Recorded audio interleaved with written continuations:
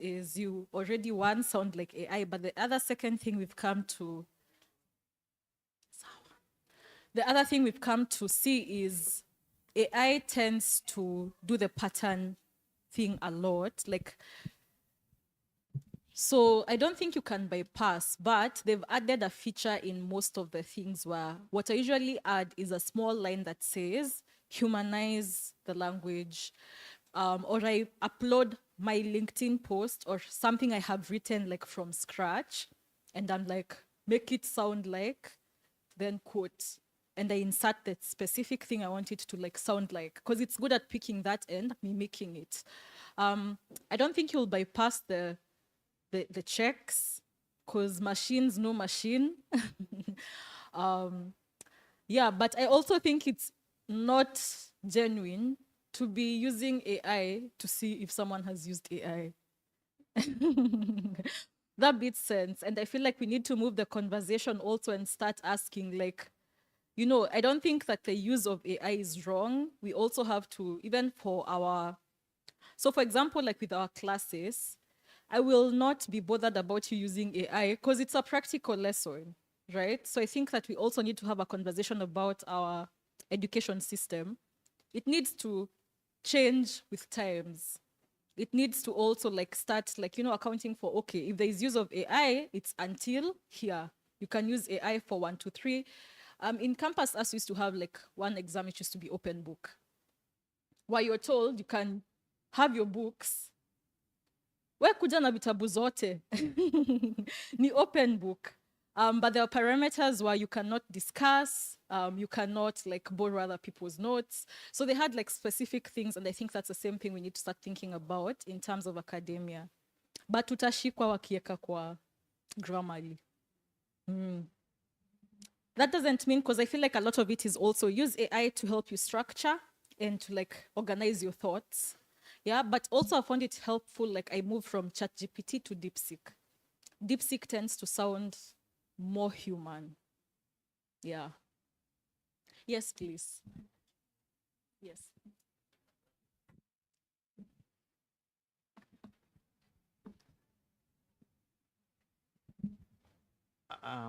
Is an extension of my question is an extension of what she asked. Yes. What will you say is the best AI for academic work? The one that is best suited for that work? Notebook LM for your research, for structuring. And then after Notebook, the other one I would recommend in terms of like editorial, it would be ChatGPT. However, it's more or less to make it, yeah? Because sometimes Notebook will give you a 13-page document. You want a short summary of 2 pages.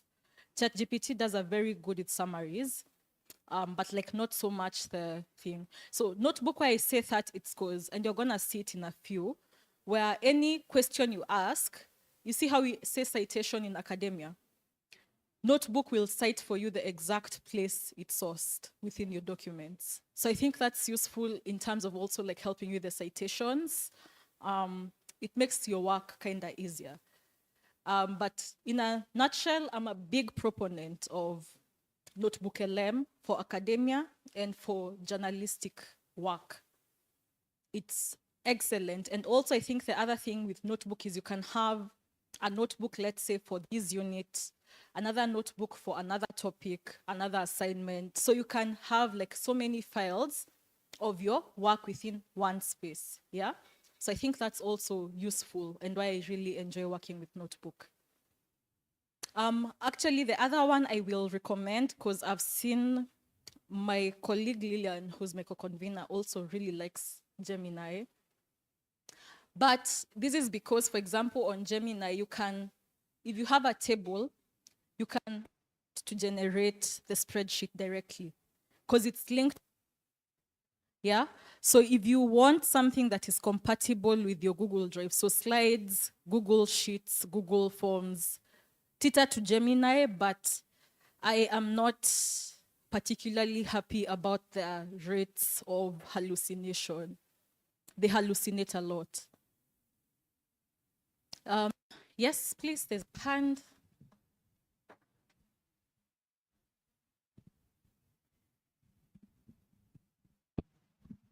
Thank you so much. And because you brought the story of AI, because currently I'm a student, and the course that I'm doing, it has a lot of things to do with essay. And I was actually asking that a lot of my comrades like to use AI to print out the essays and to do assignments with the AI, and they bypass it to a humanizer. So my question was, to reframe it very well, was that which AI humanizer can I trust as a student, and why should I trust it, and if it is 100% efficient to use it? So humanizers are not efficient. And I'll say, like, if someone wants to check your work for, the thing is, all chatbots technically have access to very similar data sets because they're scrapping on very similar websites. And over time, once you start reading output by LLMs, anytime you see a sentence which has been done by a chatbot, you know, like you can pick out. There are certain markers. Either it has sometimes it just over speaks onto something. Kuna zingine unaonanga mtu ameandika press release, but it's too heartfelt. Like this is not the way usually we'd write on a corporate day-to-day. So there are certain markers which AI is not able to bypass on its own. So the humanizers are not 100%. They're not even like that effective. And over time, the machines also get smarter. As we said, we are training these things. So any output, any input rather, any data a student is feeding up there goes towards training this machine to become smarter at identifying content which has been done by AI. So it's basically by the time when, like, let's say next year, this will be an obsolete tool. So in that sense, like, the more it trains, the more it also like is able to pick this out. Then they sell your data to the people who need to. I want you to also think about this as a business, right? In the sense that they will harvest your data, the one you're asking, and sell it to the people who want it, who are most likely people developing anti-plagiarism tools, people developing marketing things. So still a business cycle, utapatikana. So my advice in terms of that is, don't utilize AI don't outsource your thinking, don't outsource your writing, outsource the other bits of it, in the sense that you can get the structure, you can get direction, but like, you are a journalist at heart. Writing is what we do best, and speaking, yeah? So lean onto that. Don't let machines replace you, and it's you giving it the power to do that. So which one do you recommend? I don't recommend. Like, no. Apart from humanizer. Yes. Now you've explained it, and I have very much understood. Yes. The AI detectors that I can use to write essays. Honestly, we Gen Zs, venye Bigi alisema jana, we lack patience, and we also lack patience of waiting, of like kuandika hiyo project yote in that a lot of time. Pia unaweza pata deadlines pia zinatupata. Sasa, which one do you recommend that I, as a student, as an academic writer, I can use so that it can help me? Yeah. Notebook. I will recommend Notebook, and I'll also recommend DeepSeek for making it like more emotionally smart. So oscillate between Notebook, then copy what you get there, take it to DeepSeek. If it's too long, copy, take to GPT. GPT does a better summary. Then you close your chapter, yeah? And don't forget to remove those long hyphens, the M dash. Don't forget to remove those long lines. Make it look like you actually invested time and effort into work. Yes, please. Asante sana kwa maongezi mazuri kuhusiana na AI, ama ungependa akili mnemba. Maswala yangu ni 3. Swali la kwanza kuhusiana na akili mnemba au akili bandia. Akili mnemba. Sawa tu. Kulikuwa na madai wakati wa ujio wa akili mnemba ya kwamba itanyang'anya wanahabari kazi. Sijui kama bado madai hayo yapo ama hayapo, na vipi basi kama wanahabari haswa wa mashinani tunaweza jisaidia ili basi isitunyang'anye kazi. Pili, je, ninaweza hifadhi kazi yangu kwa, umetaja kuhusiana na notebook LM, ni ache email nilete kazi yangu nihifadhi kwa notebook LM, kwa sababu email ilikuweko tangu kitambo, tunaendelea kukua, so ili pia ni hifadhi mala pale. Alafu mwisho ni vipi pia matumizi ya akili mnemba kama we basi mtaalam yanaweza pia elekezwa kwa wanafunzi wachanga ambao wanajifunza. Asante. Alright, so thank you. Wacha nianze na, unaweza mwachia mic juu nita refer to the questions in Kiswahili. Akili mnemba. Akili mnemba inakuchanganya. Naisha nipoteza, lakini haya. So the first one umeuliza ni kama ni tunaweza lose jobs. I'll answer this by the fact that I am a journalist by training, and I was able to pivot into tech by learning AI. Yeah? Kujifunza AI, lakini bado nikakaa kwenye the same work I'm doing, which is journalism. So I think the people who should fear AI kwenye newsrooms ni mtu ambaye hataki kuadopt AI in the system. And the reason why is because AI cannot be wished away. Iko hapa kukaa na wanazidi kuongeza mabilioni ya pesa ensure that this continues to grow. Yeah? So I think the people at risk are the people who refuse to actually learn and upskill. And I want you to think about it in the sense that AI is here to help take away some of the stressors of like your work. Fikiria kwamba, for example, like for me, I look at it in the sense that before, a usual report would take me between 5 to 10 days to produce one report. Ningependelea kufanya audio, ingebidi nitafute a podcast, nitafute mtu wa podcast na nini, right? For them to come and assist me there. So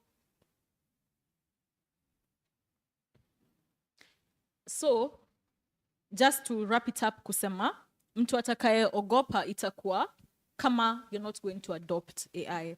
So part of this training hapa ni kutuwezesha ku open our minds to the things AI can do for you, not just the writing. You have to expand using AI beyond writing. Ipe zile kazi ambazo zina take too much time. As I've said, data cleaning now takes me between 10 minutes, maximum 2 hours. Yeah? Which means I can produce a report from start to finish in one day. Na nifanye hadi podcast. So think about it in that sense of AI coming to plug into the places which were tedious before and making them less tedious. But that also gives me the time which I used to use hapo, naitumia kufanya a better narrative, a better report, right? So I use it to do the more writing and the more analysis. Swali la pili lilikuwa lipi? Samahani, sijakusikia. Kulikuwa na madai ya kwamba wanahabari wengi huenda wakanyang'anywa kazi wakati ambapo ujio wa AI au akili mnemba ulifika. Haya, hiyo haita happen, like in the sense of AI is also not thinking. Umeona kazi natufanyisha hapa where you have to think with it. So a lot of newsrooms and places that let AI take over are now backtracking and bringing back human beings. Na sitaki kumention hawa watu, lakini there is a certain telecom walitoa customer care wote wakatubakishia an AI agent. Sindio? Now when you look at the comments online, they are not good. Watu wanataka kuzungumza na watu. Watu wanataka kutatuliwa shida zao na watu. Yeah? So we also have to start looking at it in that sense that anywhere watu waliambiwa mtakuwa nini kabisa, it has not actually happened. So here it's just for you to make sure wewe na AI metangamana, sawa? So in a way that you're not disposable. Like if anything, tuseme kama mimi sasa, when someone brings me on board to a project, unajua mimi sitakusumbua mambo ya design, sitakusumbua mambo ya audio. I'll do my project from start to end, one-man show together with AI. Yeah? So think about it in that sense that you're not going to be obsolete kwa newsroom yako. Hii ni kukusaidia kukua better journalist. Haya, kuna swali la mwisho? Yes, please. Okay, tutachukua mbili kwako na kwako. Probably you can also finish the presentation, Then we take the questions. other rounds. Okay. Well, asante. Now, my question is, most media houses and journalists are using AI, but you'll realize they do not have an in-house policy that actually guards them to use. And sometimes unapata wanatumia sana, and they do not accredit or credit the AI as part of their work, you know?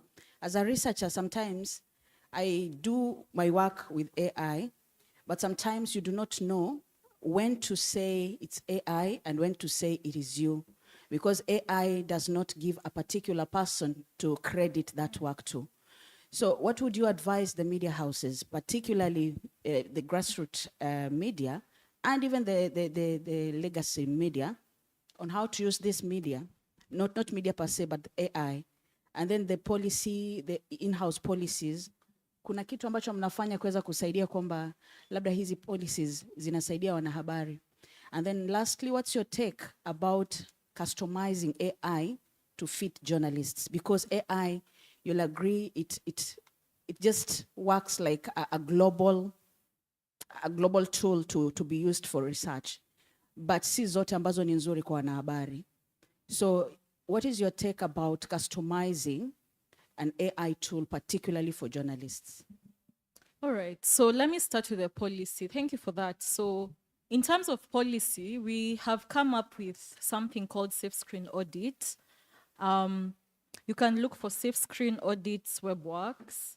So basically what it does is you come and drop your AI policy, and then it's able to give you pointers of how to either make it better or not. I will advise that anytime, even for you as a, because najua sometimes newsrooms will take time before they get there. As a journalist, sort of the things you need to do is very clearly say the places where AI can touch your work, the places where AI must not touch your work. I'll give an example. If any of you is working in healthcare conversations, anyone who's doing interviews with people on the ground, perhaps the transcription should be done by a human being, right? Because anything that goes up on AI stays like it's in the cloud. It's part of things that are accessible to more humans. If you're also subpoenaed by a court of law, you have to, they can produce that particular recording that you uploaded, etc., which is not safe for your source. So I think for me, one of the ways we've been asking the low resource newsrooms is go to your chat LLMs and ask for, like, show me various AI policies from small newsrooms in Africa. Then based on that, you can pick and paste, like copy and paste what makes sense for you. Also have a discussion with your team. How are you using AI? And you. And then come to a proper agreement of this is where we can use AI. This is as far as we can. This is as far as we can go. Because we've also been seeing, for example, like, I don't understand why a newsroom should use AI as the last. AI cannot be your last line editor. Yeah? Like, it's irresponsible to be seeing AI produced by ChatGPT on newspapers. It means an editor somewhere didn't do their job, or they outsourced this part of the job to AI. So I'm going to go back to, so I'll ask you maybe first to utilize this Safe Screen Audit. It's a tool that we have created by ourselves, and it helps you like just figure out how to do that. And it also, like, this is a space where we are looking to help you figure out your cybersecurity conversations and whatnot. So that is on the policy bit. Could you ask the second one again? It's okay. Sawa, we shall catch up on that. So I will quickly continue and then we take the last starting with you. Yeah? So blue. Okay. So okay, sorry guys. I'm sorry. Haya, so we've done the text, sindio? And you kumbuka the equation, we only explored very few, but the idea is, so when I said the multi-step prompting, it's you continue adding so we had an equation of 6, yeah? So you continue adding the different things as a conversation. So ikisha kupea story ya scope, uendelee ukipea the different parts of the equation. It's not set on stone. You can play around depending on the output that you want. Sawa? Haya. Nataka tuingie kwenye image because I had some people producing images on the different ones, and there are a lot of tools you can use for images. However, the one I use a lot is Sora.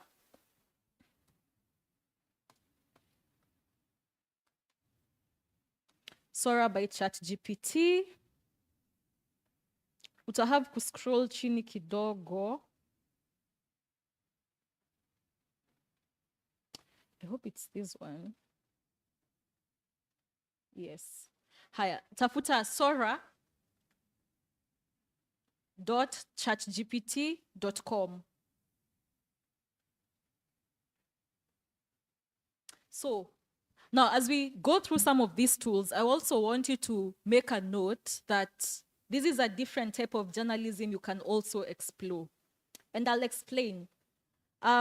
Ukiingia hapa kwenye something like Sora now, the landing page works more or less like, mnakumbuka kitambo kina Instagram and Facebook, how you'd enter and you could see like a scroll of all images people are doing and your friends and whatnot.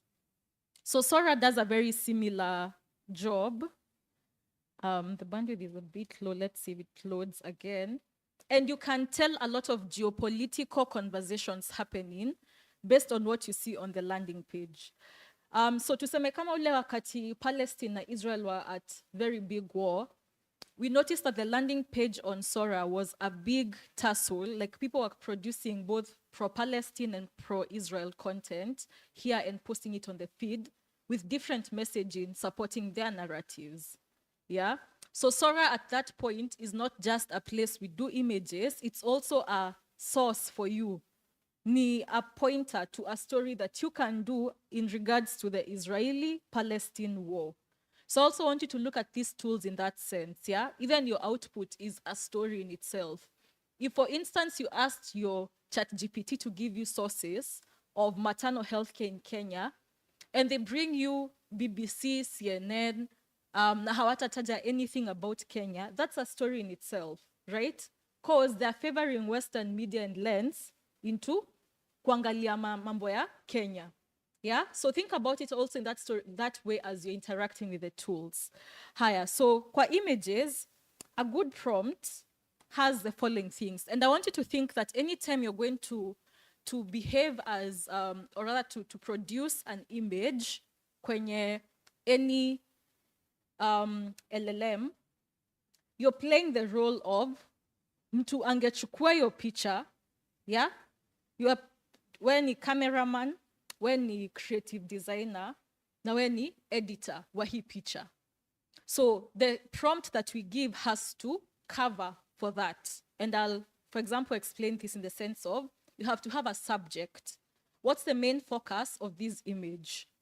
Lazima tu iambie the style that you want. Now, the thing I've come to appreciate over time is I don't have to know the style of the picture. I just need to know a picture I like. And I'll show you here how you go from a picture you like and then you produce a similar picture for the work you want.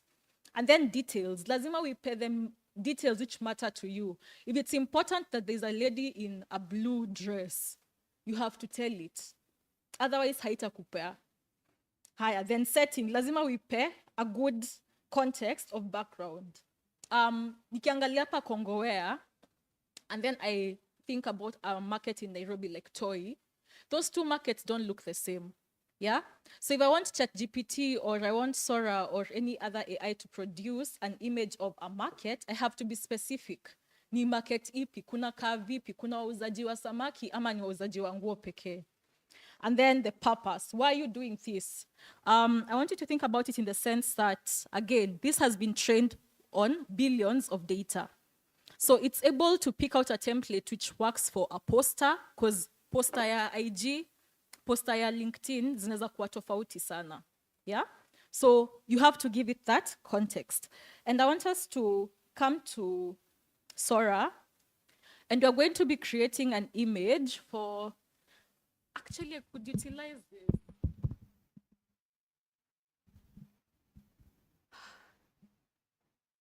I had not thought about it. Thank you.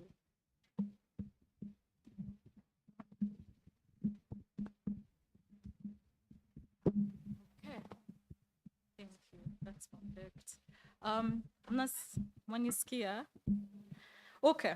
So I want us to create an image yetu hapa to depict us here. Sindio? Haya. So narudi hapa kwenye good prompt. Subject. Now, the other thing I want you to learn, the thing I said before you go from one tool to another, it's remember that machines speak machine better. So what I usually do is I always utilize ChatGPT to give me a good prompt for this. So I'm going to come and copy my prompt equation because I must give ChatGPT direction. So I will say, hey GPT, keep this in mind as we do the following task.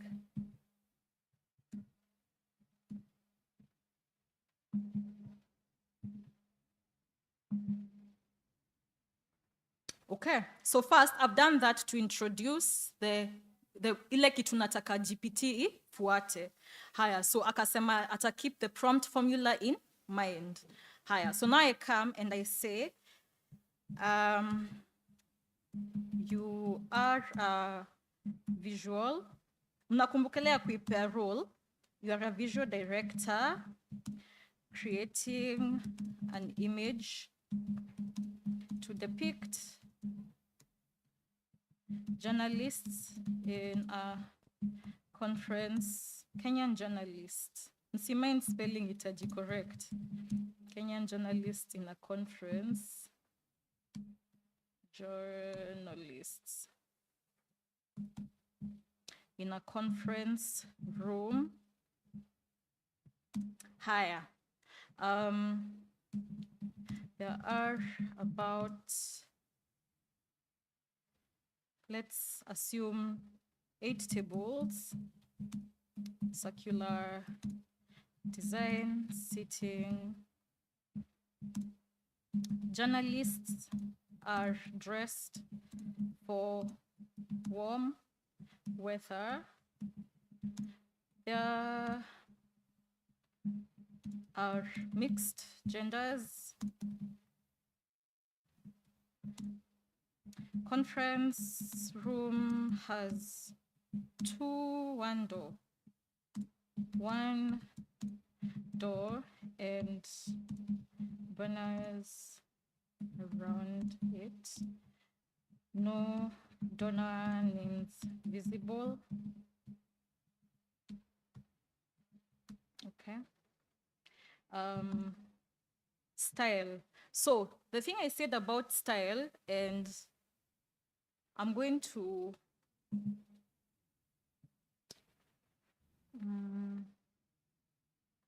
journalist conference. That won't. Themes, types of styles, or actually we can, it's okay, we'll hang it. Okay, so style, for style, let's stick to, a 3D render. 3D render.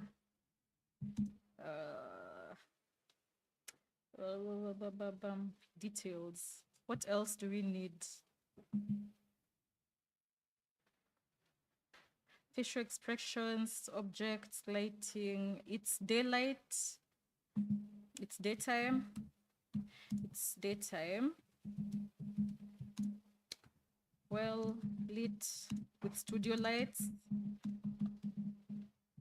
And a media team sitting at the back and side of the room. Then I ask it to give me a prompt for Sora to create the image. Now, I'm saying this because I know it's very hard for you to actually get an equation right by yourself. Yeah, but it's easy for you to explain to a machine what you want. Then the machine gives me a ready-to-use prompt. So my work here will be to come, always give ChatGPT the response because then that's the way it learns your style. So I'll come and copy, and then I'm going to come back to Sora, and I'm going to input that as my prompt and clean it up and clean it up. Kenyan, journalist of mixed gender, whatever. So let's see what it does. Usually it takes a few minutes here and there.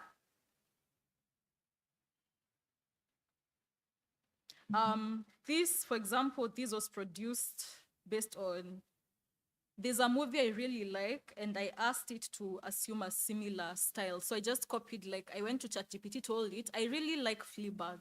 Yeah, I like the style of Fleabag on a cinematic level. So I want you to create an image that depicts that particular style. Sawa.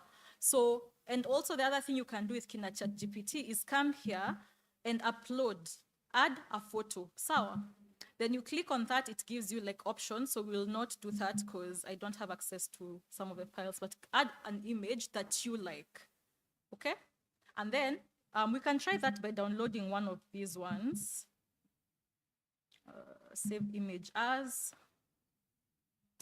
example one. Because in Conflict Ledger, we use what you call the Dadaist theme. It's used a lot in propaganda context, so we assumed that because it's a conflict ledger. But I'll come here and I will upload, for example, a file, downloads, and I'll open, and I'll ask, hey GPT, what style or theme is this?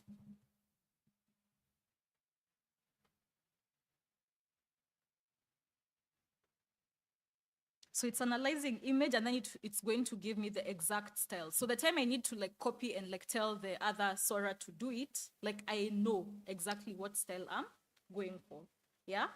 So it does take a bit of time sometimes, but you see it appears to be in the style of political illustration.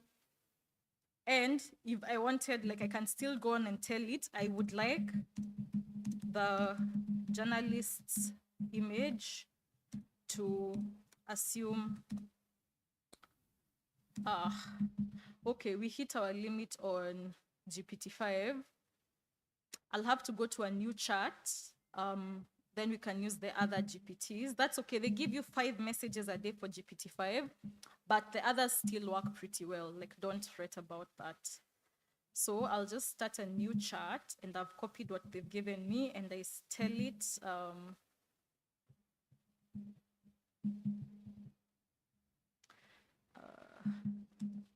create.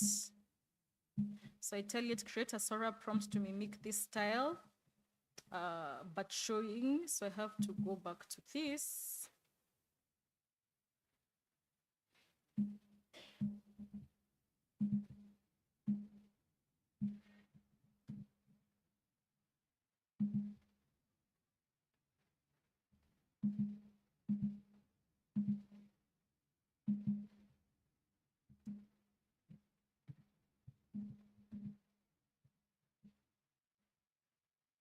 Higher. So the Sora prompt has shifted, right? So nime copy what they said, the image I like, they've given me the theme, then I've copied, and then I can still put this on Sora And we'll see how we'll get like 2 different images. This one is ready. Let's see what it has done for us.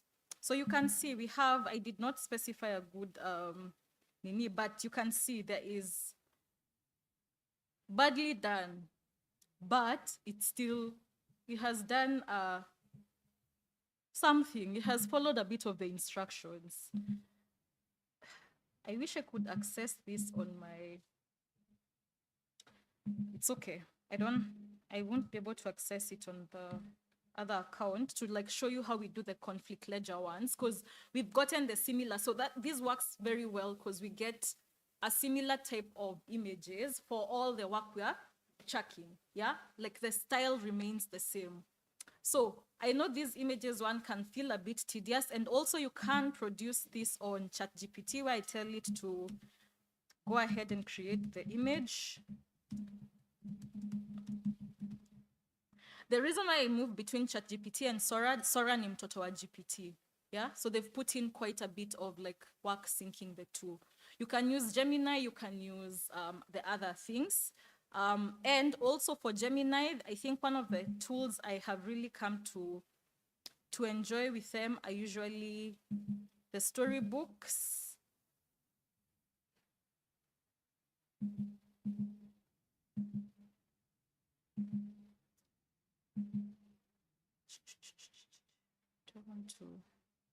It's okay, I'll get back to that in a few. That's going to take a detour, but you can create the image here still on Nano Banana. Nano Banana does a pretty okay job. I think they've been doing really well in terms of output. Also by Google, yeah? Higher, so we give them time as they're doing that. Let's quick check prompt for video. Now I must warn you, between image and video, they take up a lot of your credits. And when you say credit, nataka ufikirie venye tunapiga simu, sawa? So you are assigned, let's say 1,000 credits.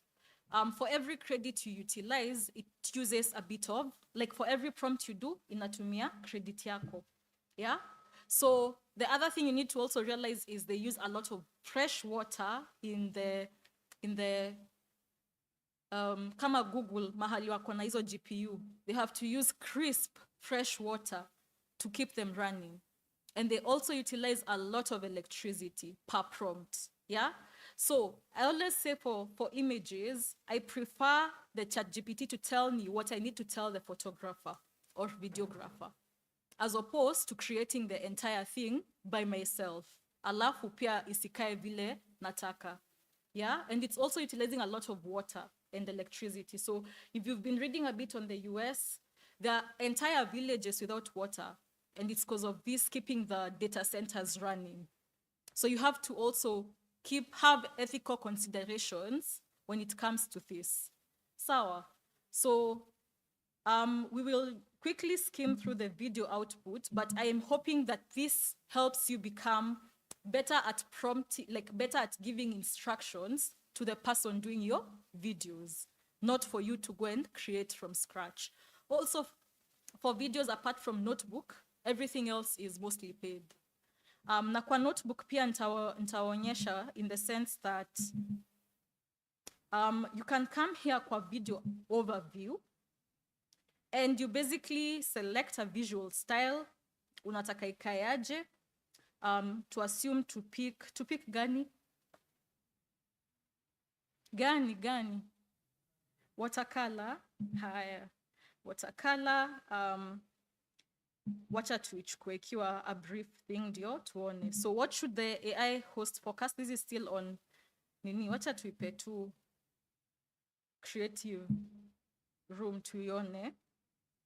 I'll also ask it to be generating a podcast in Kiswahili.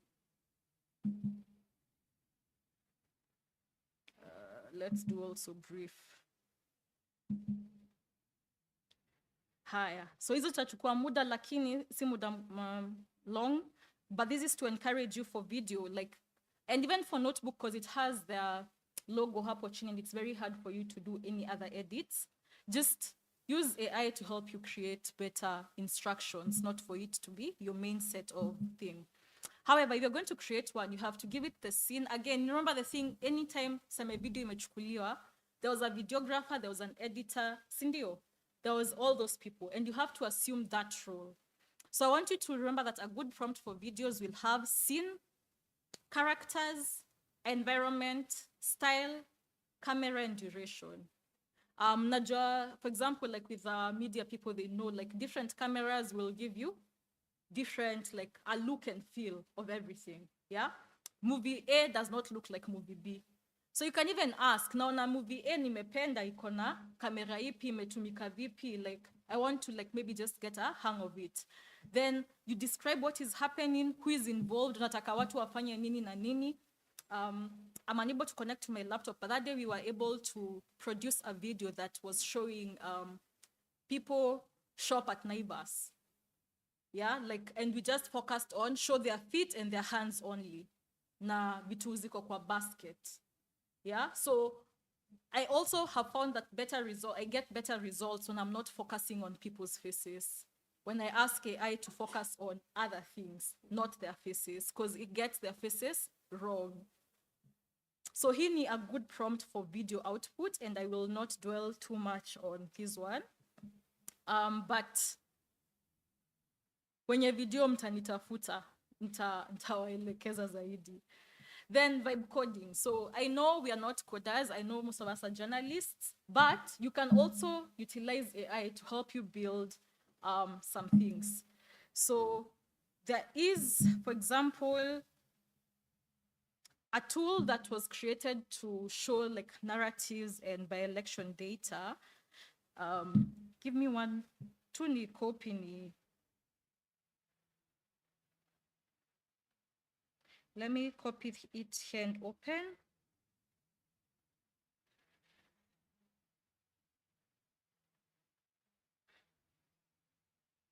So I want you to think about it in the sense that you do not need to know how to code for you to come up with tools which are going to be useful for you. So share.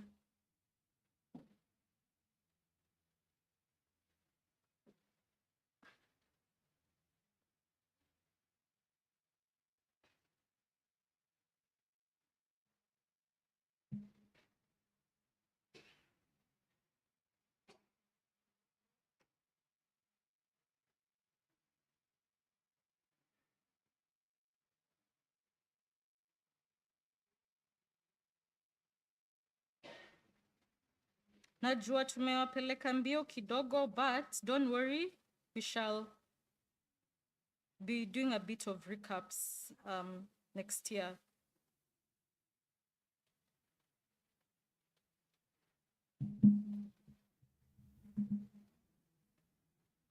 Naomba mfunge macho msiangalie email zangu.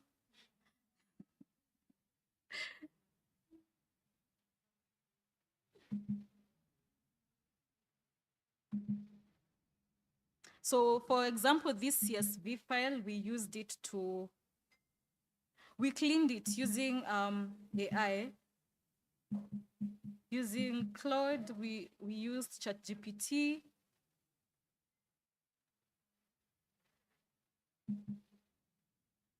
Okay, so this particular tool I'm showing you right now was created by a journalist I've been training for the last 1 month. Hana coding skills with them. Now, you can see it's basically an East African election narrative and CIB, and I'm going to upload a CSV here, the one we've been utilizing. And I'll tell it to run the narrative analysis on this, so that you can see the different things, but these are the pre-generated visual boards that they had, where they tell me the narrative, how it evolved like before election and post-elections. They also had a space where they were showing us like the different narratives happening per constituency based on the data we fed it. The top amplifiers, like who are who are speaking about the various things a lot. Sorry, this has taken a bit of time. So you can see it's giving me bar graphs, the content type of distribution, was it a repost, a social media post, etc. So it's able to give me a lot of data on elections that I have like posted. So I'm going to go back here. It's still analyzing. However, I wanted us to like just think about it in the sense that this was done by someone with no coding skills. Sawa. So what they utilized was this particular prompt that we gave them, where you start a conversation with your chatbot and you have to tell it the goal you want, which programming language. I normally teeter towards Python because that, you can even tell it, because like here we are hosting it on Hugging Face.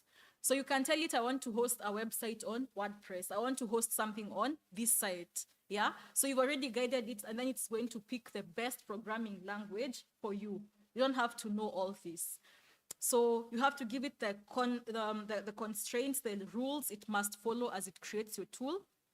And if possible, an example of an output you want. Yeah. Then output format. Do you want it as a table, as visuals? Because then it also like, as it's doing the code for you. So for instance, when you go back to this particular one, they have utilized a lot of different, I'll call them like AI and bot tools. So people have created like different tools, Kando. Let's say kuna moja inafanya narrative clustering, another one does visuals very well like that. So your code is able to connect all these different platforms to give you the desired results. Yeah. So it does take a bit of time sometimes because it's also like on the free version. If it was paid for, it would also like work faster, I'm guessing. But we'll come back to it and see like the kind of data it has given us. But already I feel like these are stories like you can be able to pick and paste on your work as a community journalist. This visual stuff. And they're also telling you big stories because, for example, what does it mean for us that Grok, which is an AI tool, was the highest, had the highest number of posts about Kenyan elections in the by-elections? That's a dangerous precedence we're setting because also Grok takes data from what's being posted on X. Sindio, it's not thinking on itself. It's not connected to IEBC portal. So what happens when people are spreading big misinformation about who has won? There's a day we had to argue with Grok because it was the day Baba died. It was insisting that Arsenal has sent Rambi Rambi. Na ikakwama ikasema wametuma, na nikaenda hadi Instagram nikamletea picha. Akaniambia ni juu uko in a different region. Niko aje sasa? So I urge you to like also think about it in that sense when you see data like this. Like it's dangerous precedence for us to be having an AI mediator that's not connected to like national tallies, yeah? Because now bad actors can misuse Grok, and then we're getting bad things out. So that's on vibe coding, but don't worry about the vibe coding. The people who are interested in coding, like to Patania, you might attend. We have PTR'd notebook a bit. Now, the other thing I want you to check on is fact-checking tools. So I'm going to ask you to come to your Google Chrome. There is this thing here that looks like imekuliwa kando. A file, a clipboard with hapa. I need you to click on it. Inakupeleka kwa extensions. Hapa kando ya hapa. Sijui nitaiX hapo naona kasa yangu. Hapo jia hapo. This one that looks like a clipboard here. Meipata. Please click on it.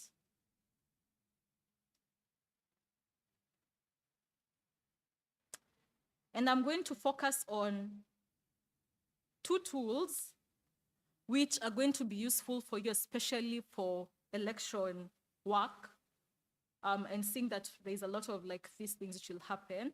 So I want you to finya hapa manage extensions. It opens onto a new like this. Imefunguka yenu? Kuna mtu ameachwa nyuma? We can take that back. So finya hapa kwa hii clipboard next to that star on top, on your top right. Then Uclick hapa kwa setting, manage extensions hapo. So once you click, it opens onto this table, or not table, this interface. So I want you to search on your interface. The first one I want you to search for is here, HIYA, here deepfake. Here, HIYA, here. Ukisearch tu inafaa kujitokeza. Haiko? Sorry? No such results. Na ukitafuta deepfake. Deepfake.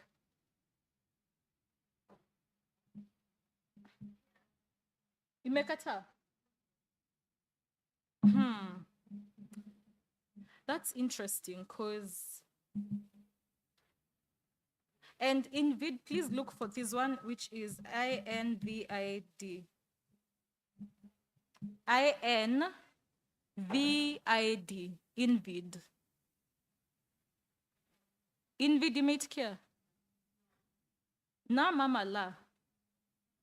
No results. What's happening? Because, okay, I'll have to interrogate, but let me show and then I'll come and do the interrogation. Yes, please. Yes.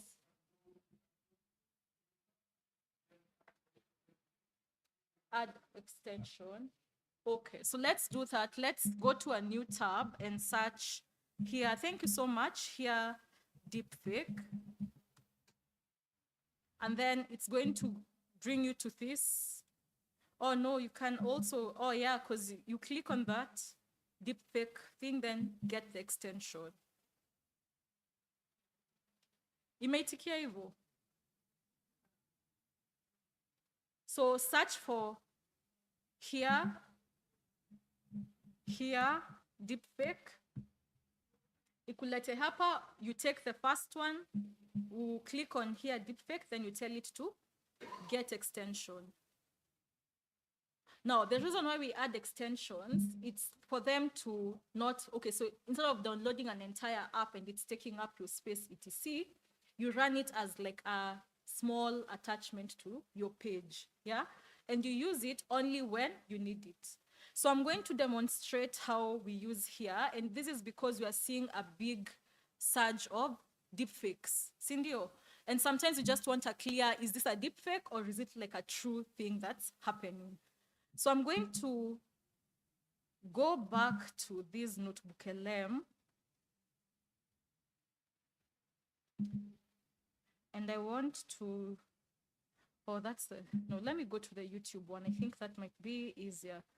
I'm going to go to a channel I listen to a lot to sleep, which is Sleepy History.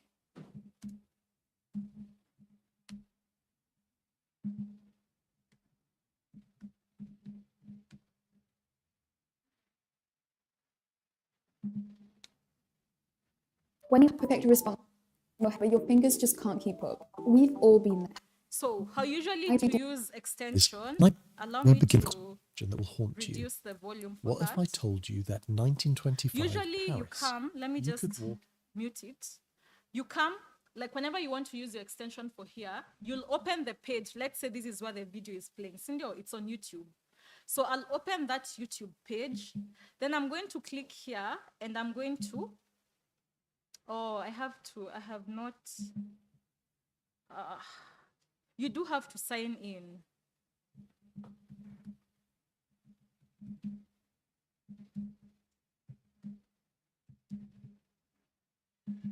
I've already sent this, so.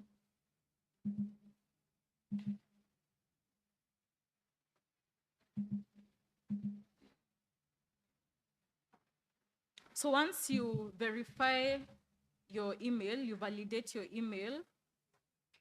Okay, so they give daily credits for 20. So you can do 20 experiments, yeah?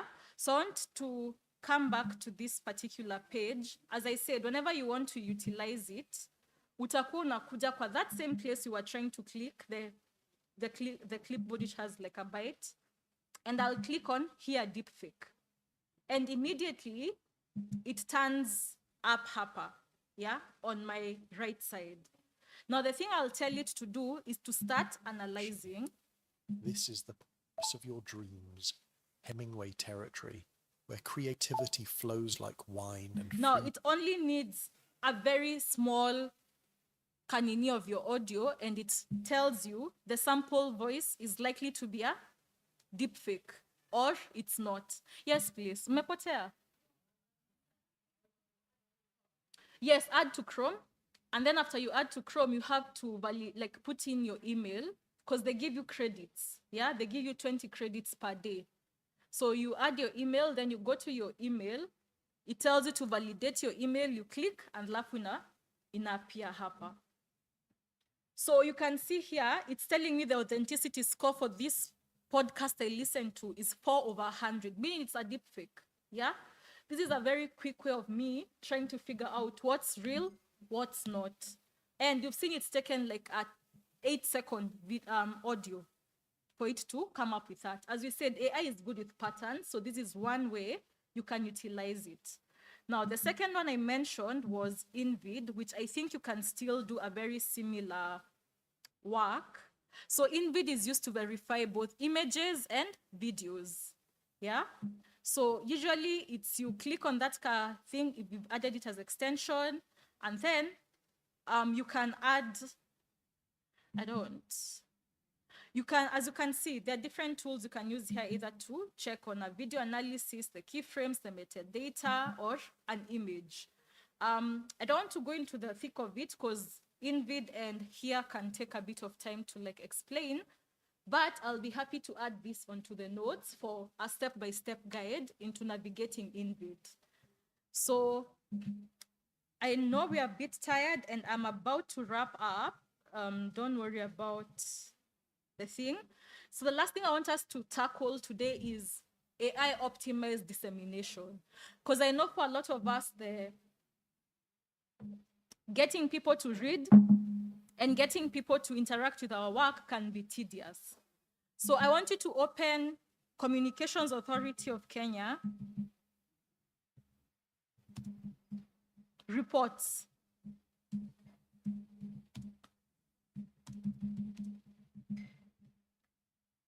Higher. So please open the reports, and this is going to be useful for us in this particular way. So I think actually, let me see, is it communications or is it media council? Let me see, communications, broadcast, statistics. Let's see what's in here. The broadcasting market, licenses issued. Nah, I want the media analysis report.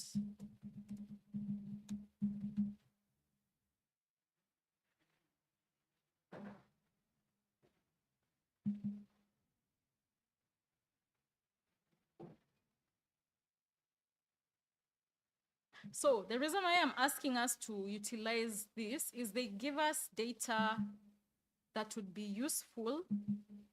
Let me first see if this is the one. Always close your things if you're not working on that, so that you have space.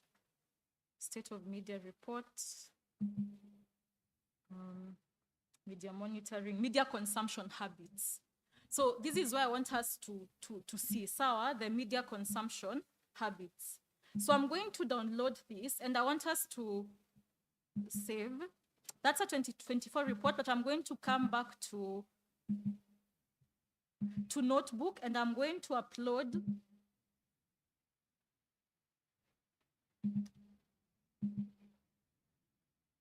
state of media reports. Now we're talking about this dissemination, knowing where to take your content, what time, etc. So I'm going to start a question here where I ask it, hey Notebook, you are an editor planning for dissemination of a radio podcast forum discussing maternal healthcare, actually healthcare in Kenya. What are some of the, what do you call them, patterns should I pay attention to in terms of media consumption, and create a dissemination plan for radio, LinkedIn, YouTube, and TikTok. So, as I said, most of us don't usually utilize the Media Council or the CA reports. I found them useful in terms of helping me make sense of a terrain. So like sometimes, for example, with Conflict Ledger, we are writing a story about, let's say, Morocco. I don't know about like Morocco. I have to rely on a report. For example, there's one from, what's the name of these people? They call themselves, I'll remember their names. So they produce a lot of reports in terms of media consumption in Africa. So I'll look up their reports, I'll put them here, and I'll then be able to see. Let me then just see if we can add this by discovering sources, where I tell it to discover sources, media consumption and uptake in Kenya.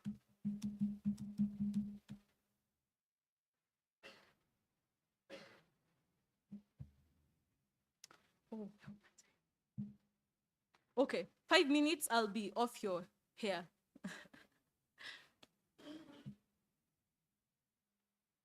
So it searched the websites. It's researching, that's taking a bit of, okay, perfect. Import the two, the CA, etc. Update the above with the new information.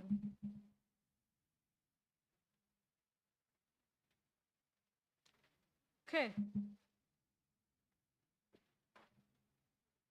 So at first, if you can look at what it gave me, you can see that it has given me a dissemination plan that tells me for radio, schedule the live forum between, let me come back.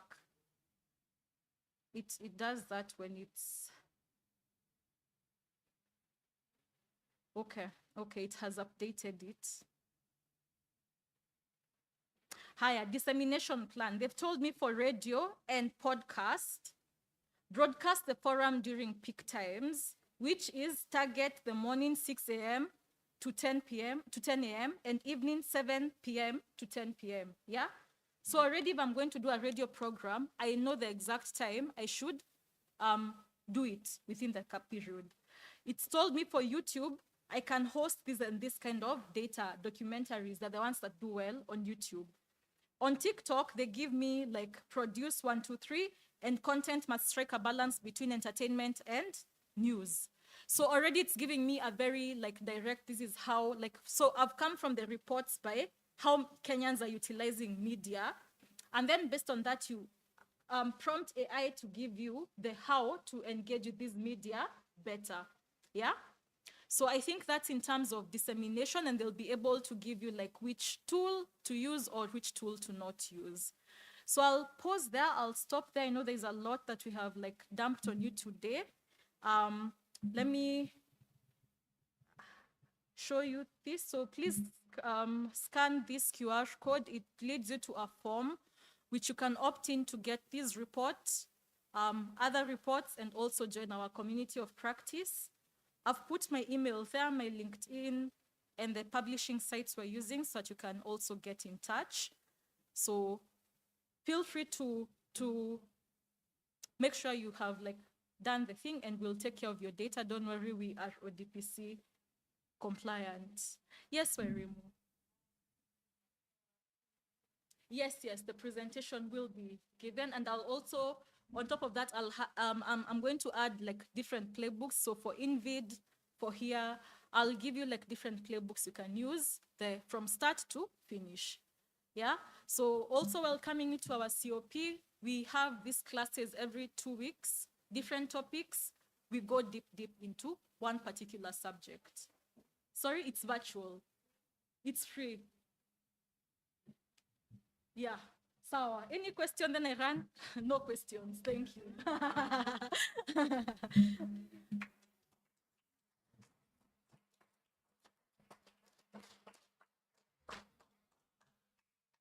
Let's give her another round of applause. Thank you so much, Mwende. Do we have any questions from the presentation? All right. You will have a chance to ask the question. At this point, Mwende, I am sure you're still around for further conversation. We are supposed to be having a presentation and a panel from the judges who went through our stories and were able to come up with a list of journalists to be awarded this year. And I'd like to give one of the judges to come here and share something. Then we can proceed with the program. So I'd like you to help me welcome Dr. Rafael Logutu from Daystar University. Tumpigie makofi. So keep your questions, continue reflecting on the presentation, then we'll have 10 minutes later on to respond.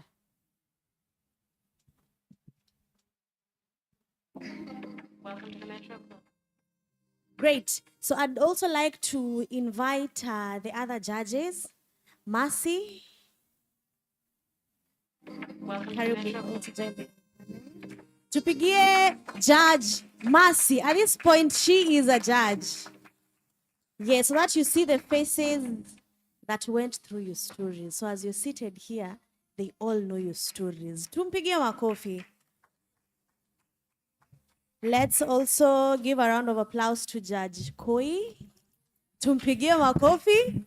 Unaona majudges walikuwa wamekaa pamoja.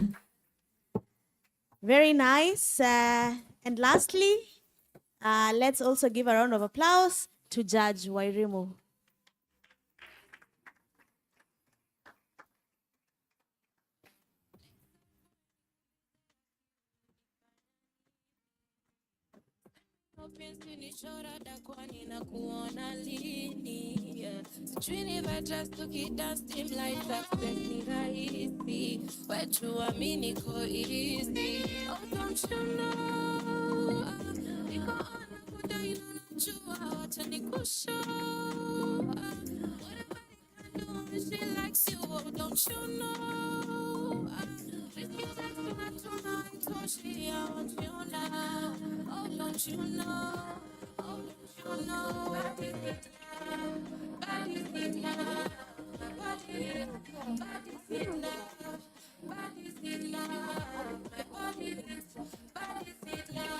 Hello.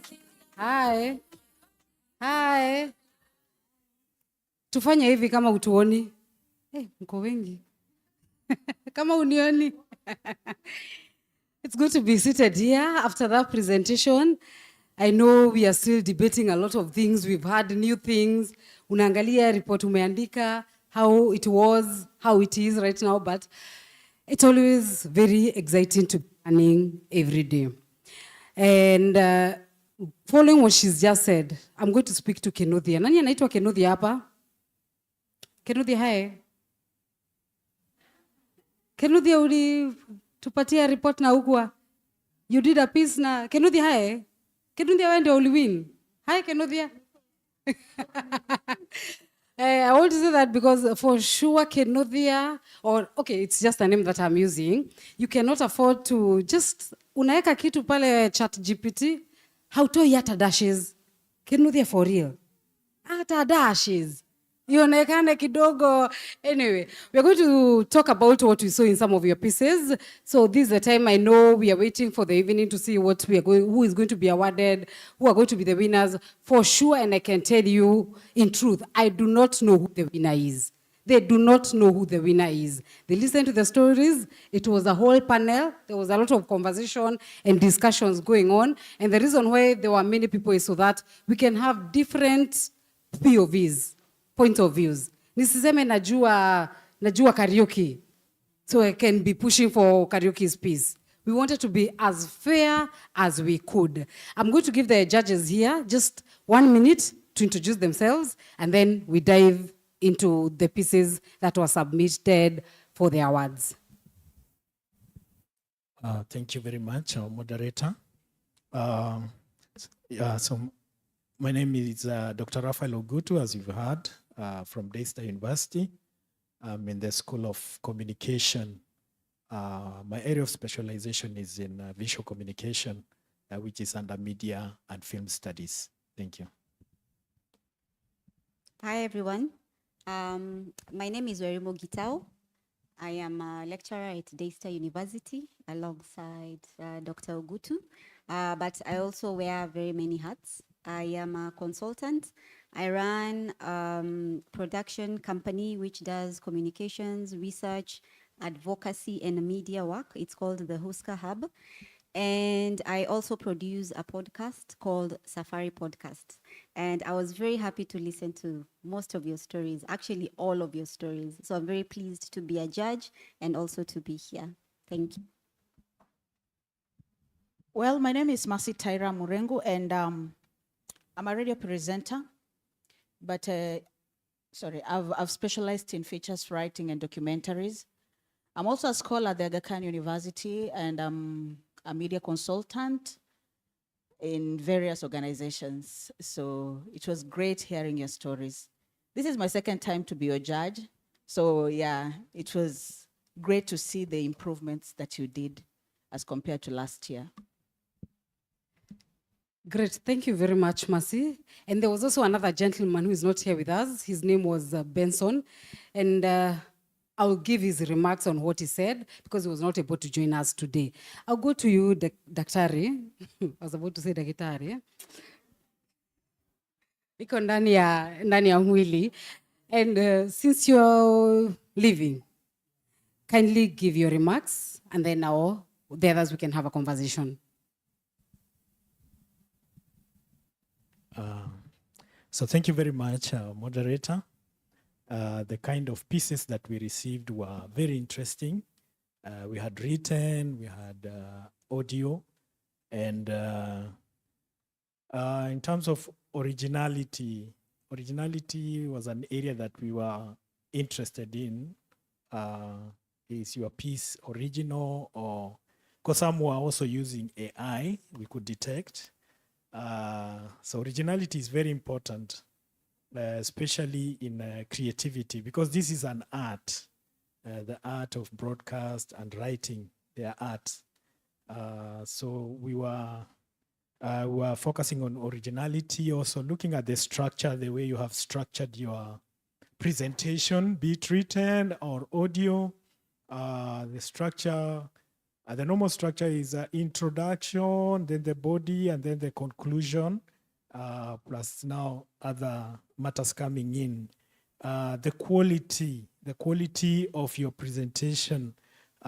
So the quality here, we're talking about the sound, the jingles, and even your style of presentation.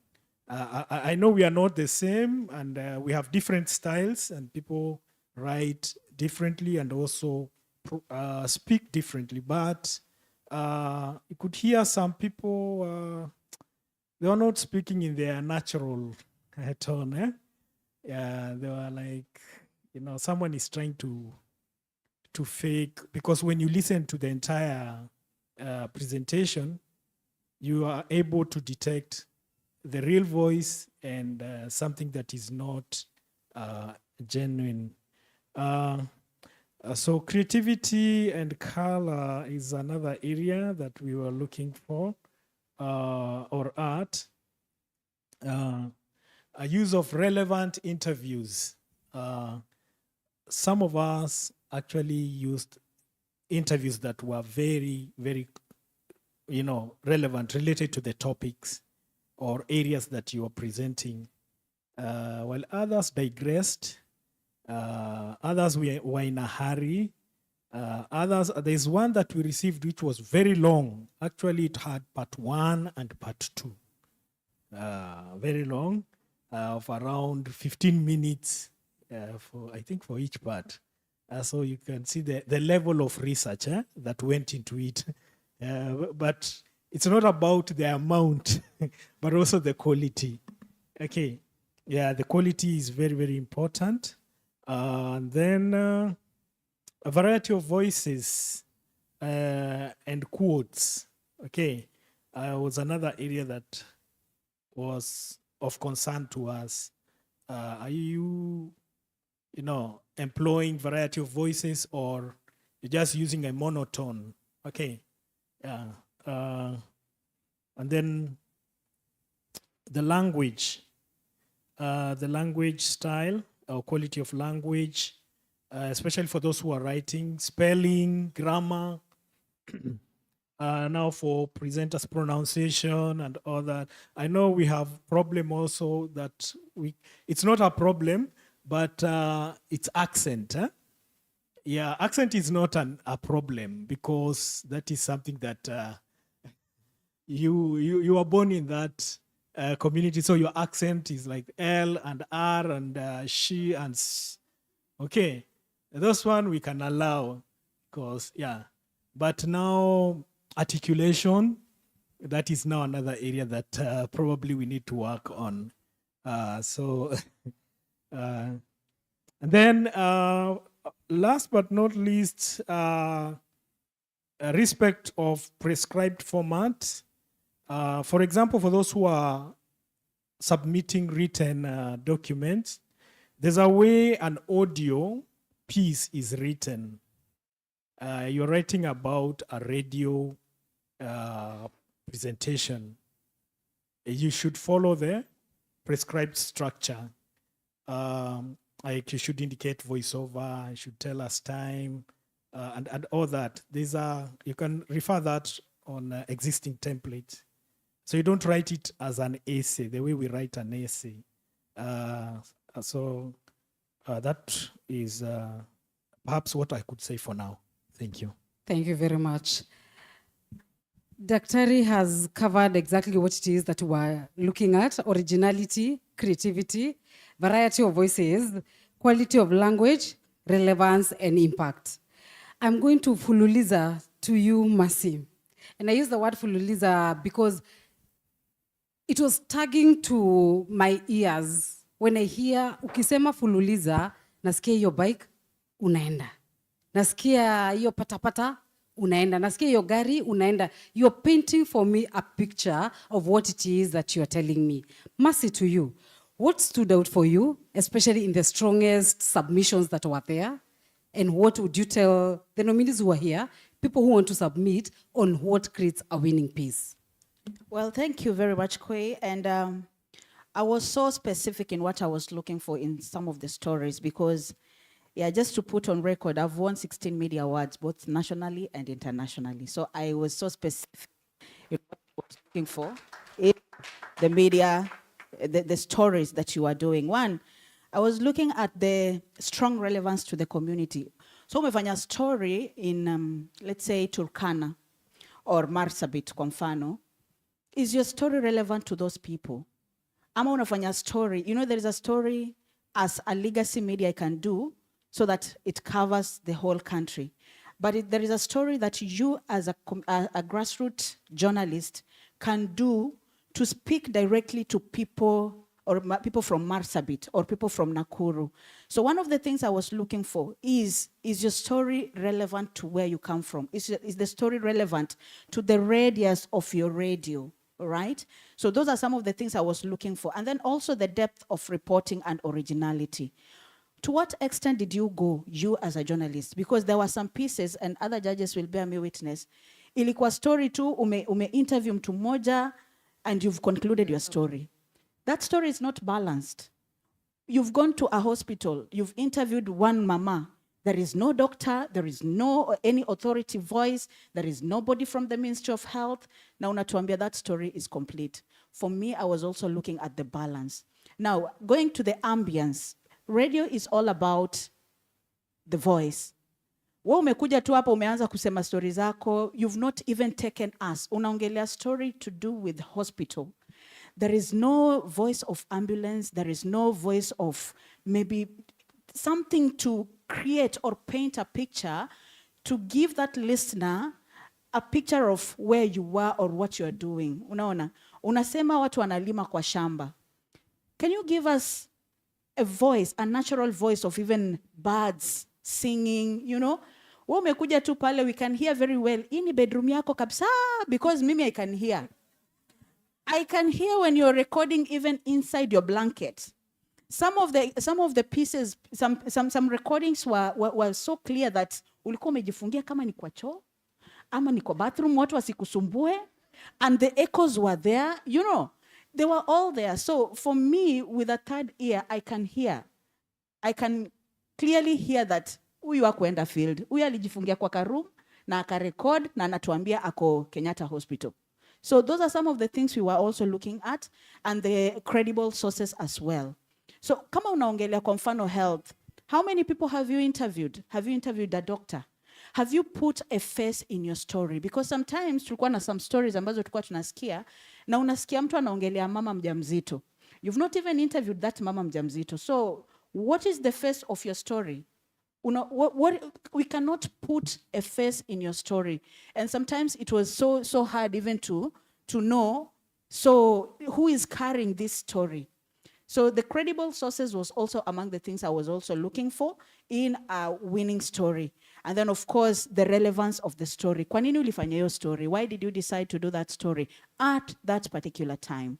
So those are some of the nitty-gritty things that I was so keen when I was choosing a winner for this year's award. Great. Dr. Wairimu, same question. What to you was a winning piece? What were you looking out for? Number one, for verification of facts. I am not a doctor yet. Oh. I'm headed there, but I'm not. But thank you for the forecast. It's and coming. the prophecy. It's a The prophecy. Yes. I think for me, I love radio, I love podcasts, I love everything audio. And this is my second time, I think, to be a judge for this awards. I think for me it boils down to what has already been said. So I won't add much. But then very importantly, as a journalist, it's the what? The 5W and what? Sindio? I think zimeongelelewa hapo. The what? Let's say them together, the 5Ws and H. Who, what, where, when, how. How. You've said it. You said it. So I look at that. Why are you telling me the story? Why should I care? And importantly, some of the things that have already been mentioned, it's the so what. What is this story about? So one of the stories that stood out for me in terms of the what factor, it's the river that never came. I thought that story, I won't mention who did it. I know you already know your name, and I'll mention a couple of others. Number one, the title just captures me. The river that never came from where, going where, and how. So what happened? It just captures me, and I want to listen to it. And it became a story that also looks at the community. So when you talk about relevancy, it's right there. It's tackling what is happening in the community. And also amplifying unheard voices. So when you talk about we are the watchdogs and not the lapdogs or the guard dogs, that's a story that did that for me. Something else that I looked at was journalistic integrity and thoroughness. So how do you clean your data? I think we've, with Mwende here, we've touched a bit on that, and even when he came, how do you verify information to make sure that they are facts? So Mercy says, go to a hospital, interview the pregnant woman. Daktari says, who are your experts in a specific story? Then how will we know that that person you have interviewed that is actually a doctor? So we may not be able to do that, but essentially, your integrity, your professionalism, your thoroughness will stand out, and especially when you're entering big awards. Because when the lies are detected, your story can be dismissed. So one that stood out for me in this three-prong criteria that I summarized from what already AGJK has put together is Titi la Mitaani. Titi la Mitaani was a really well done story. Number one, the title is capturing, but then number two, they were thorough and very professional in terms of the topic they were discussing. And they maintained the ethics. You could feel in terms of sensitivity, in terms of the respect to professionalism, that it's a story that looked at how can I tell, as a man, done by a man, how can I tell this story that has a male component of expectation and expectancy and pregnancy and health. And finally, it's originality and creativity that has been touched on. I think of fresh angles. Usitupatie story the same. Usiende Kajiado uanze tu kuongea kuhusu ng'ombe na mbuzi. Usiende Mathare na Kibera uanze kuongea kuhusu garbage na choo na maji. Like what fresh and what are you telling me that's new? So as a judge, as an audience, I also want to know what's new that's happening in these regions that you're reporting from. Ukiniambia kuhusu FGM, what's new about FGM? What other angle haven't we really heard? Did you use an untraditional format in terms of, we know how the story goes. You have the beginning, you have the middle, you have an arch, and then you have an end. Why don't you play around it a little bit? Why can't you tease us that you're ending the story and then go to the beginning and then go to the middle and then end it? So play around that so that it does not just become another story. Innovative way of telling the story, numbers and data. Don't keep telling us numbers in your stories, especially audio, because it gets exhausting and it turns off the audiences. And I'll go later on. Perhaps you'll be able to ask. I'll talk about the casualness part of being a judge. Thank you. Great. I can feel how excited you are, and also how much you want to tell the people, the nominees that we have here. They said that media is a marketplace of ideas, and we've had that conversation here. To you judges, and I'll start with you, Dr. since you are still here with us. How are we going to balance the creativity with accuracy? You're talking so much that you want to hear it. You want to hear Daktari. Okay, that Daktari in the hospital. You want to hear that pregnant woman. You want to hear those sirens. How are we going to balance it such that I can bring out the creativity, but I still have ethical reporting as it is required? Okay. Personally, I think preparation is the first thing. You need to prepare well. Yeah, so planning and having an outline or a blueprint of how you're going to go about it. But also, we are not reinventing the wheel. We can also get inspiration from those who have gone ahead of us, and it's get to listen and hear what they've done and benchmark and see what you can do better or learn from those who have succeeded. So in the area of balancing, I think it's all about that in a nutshell. Thank you. Very same question. Actually, yeah, thank you so much. You're Because welcome. I wanted to say, I didn't give an example in terms of originality and creativity. One story that really, really just struck to my core was tamaduni ya ulaji nyama. And not because I'm from Kajiado and not because I like nyama choma. That story was so well done, and it had a very different perspective, a very different angle that captures your attention, that makes you answer this question like, wow, I did not know that. Sasa nimejua. Yeah. So originality is that. And the creativity is then how do you tell the story? So when we think about nyama choma, I think mostly we see the visual part of it, right? You want to see the smoke. You want to hear, if you're an audio person, the simmering of the meat, right? You want to hear someone play on nyama and I taste, yeah? So you could get all that ambience that Mercy was talking about in this particular story. So that's one. So when we talk about balancing and creativity, it's a personal choice as much as a professional one as well. So you can choose to be full-on professional and say, creativity na achia Gen Z. Yeah, but still, you can still be credible, whether you're a millennial or you're a Gen Z, it's a personal choice. Professional one, it is a necessary choice, and I hope we go to the MCK guidelines so that we adhere to them. That allows you to ensure that that story is both ethical, it's both professional, and then a bit of creativity allows you to go outside your comfort zone and to be able to look for what are the nuances, as well as what is that component that people would want to experience in my story. Something else in terms of creativity, ethics and professionalism, it's something we call the it factor. Mtu anataka kusikiza hiyo story asikie, why should I care? Why should I care about this story? And some of these things, you may not have all the it factor or that angle of the story, but your audiences, you live in this community, the people you speak to, you talk to people on the bus, people on the boda boda, those are the people that will give you the it factor of a story, because you will hear an angle that will allow you to deeply and further investigate a piece of story. Yeah, and then I'll come to recommendations later. Thank you. Great. Mercy, mimi naitwa Koi Mugweru, nimetoka Limuru, I broadcast in Kikuyu, so nakutumia story yangu na mother tongue, ukajisauti uko mbele. What mistakes did you see? Because I am saying that because those were there too, and it was very clear when we were being given what to submit. Do not use mother tongue. Hapa tumekaa wanne. I think we all come from different tribes, if I say so.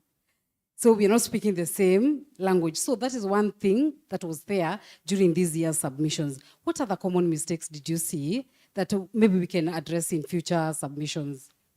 Asante. So there were some entries ambazo zilikuwa zimeandikwa kwa lugha ya mama, na it is not bad, but I think AGJK has not reached a point where it is accommodating almost all, because we are like 48 tribes in Kenya or more, I don't know.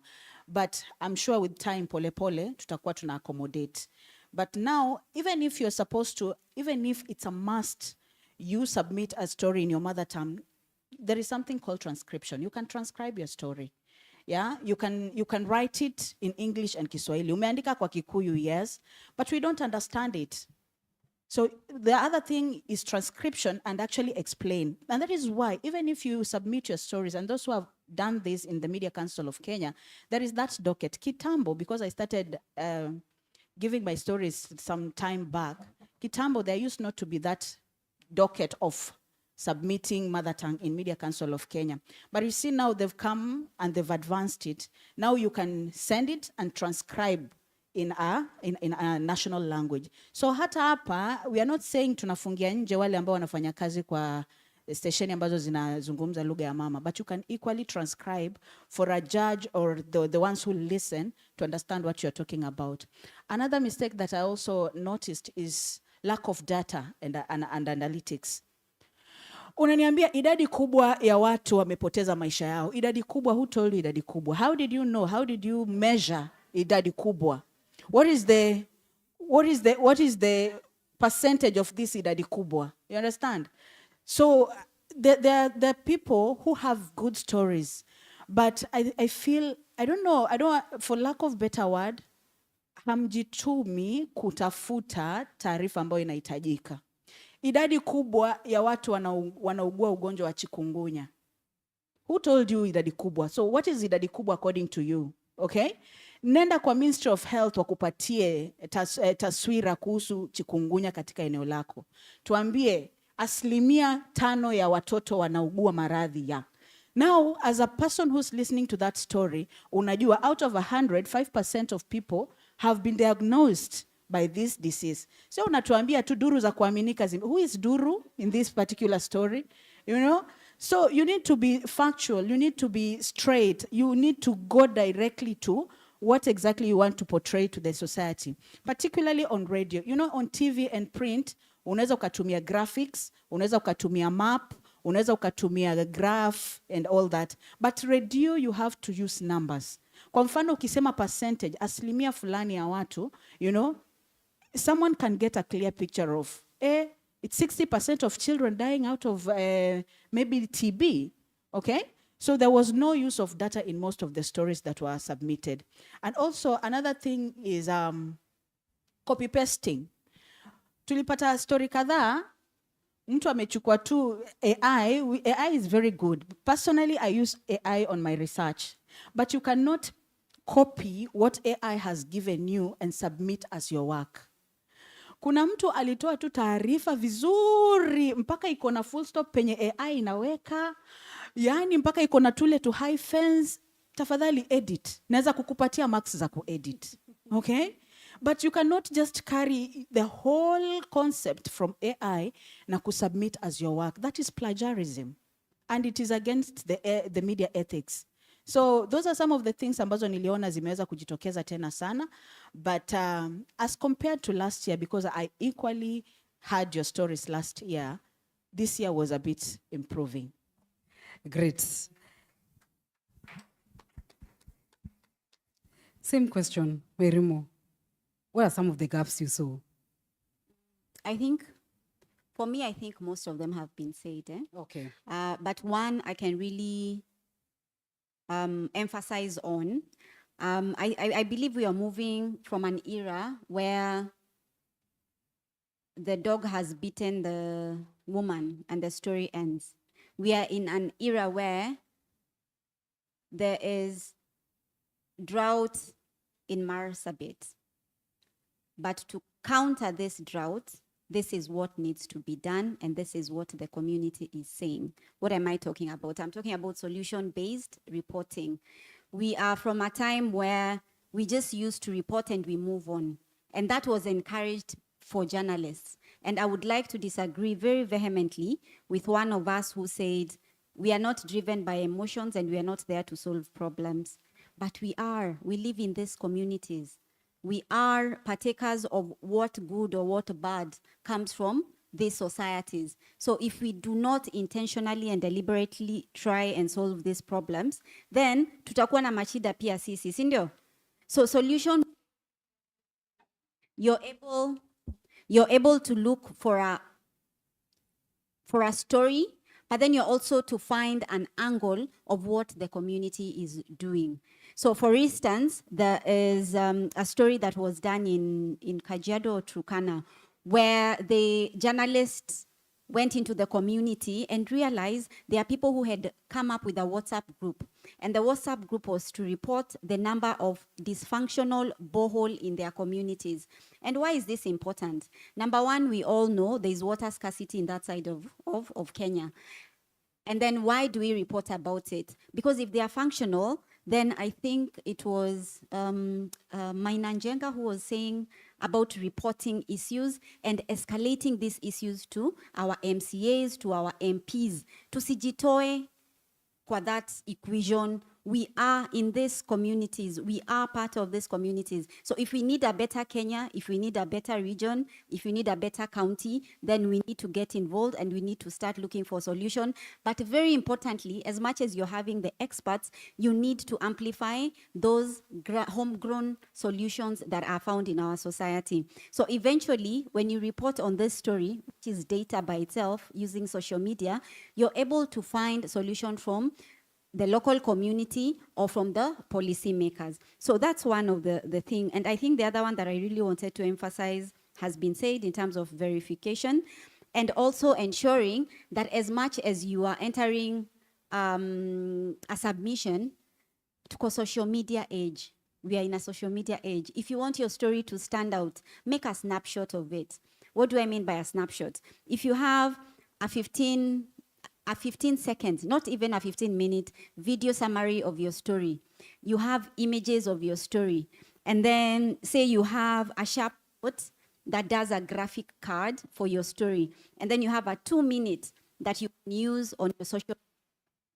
It kind of conglomerates the entire story into audio, but a story that you can also put on your social media. And that was lacking, and I think that's something that can be improved upon. Great. Same question, Yeah. Daktari. Okay, well, this will be my last response because I'm leaving soon. There are people who are using very interesting sounds. You know, you listen to it and you're like for example, you know, nilikuwa nikienda nikafika, you know, tukachukua, you know, you feel like anyway, yeah, but it doesn't sound natural, eh? Yeah, yes, you maybe you're trying to come up with a style, but try to be more creative, eh? Yeah, so sometimes it looks like it's monotonous and boring. Yeah, so maybe that's an area that we need to look at, and you know, you cannot be Barack Obama. You know, Barack Obama is good in public speaking, eh? Yeah, but you can be inspired by Barack Obama, the way, you know, he presents, but just try to develop your own unique style. Eh? Thank you. Thank you very much. Wairimo? Or Daktari, we can take a picture midway and then.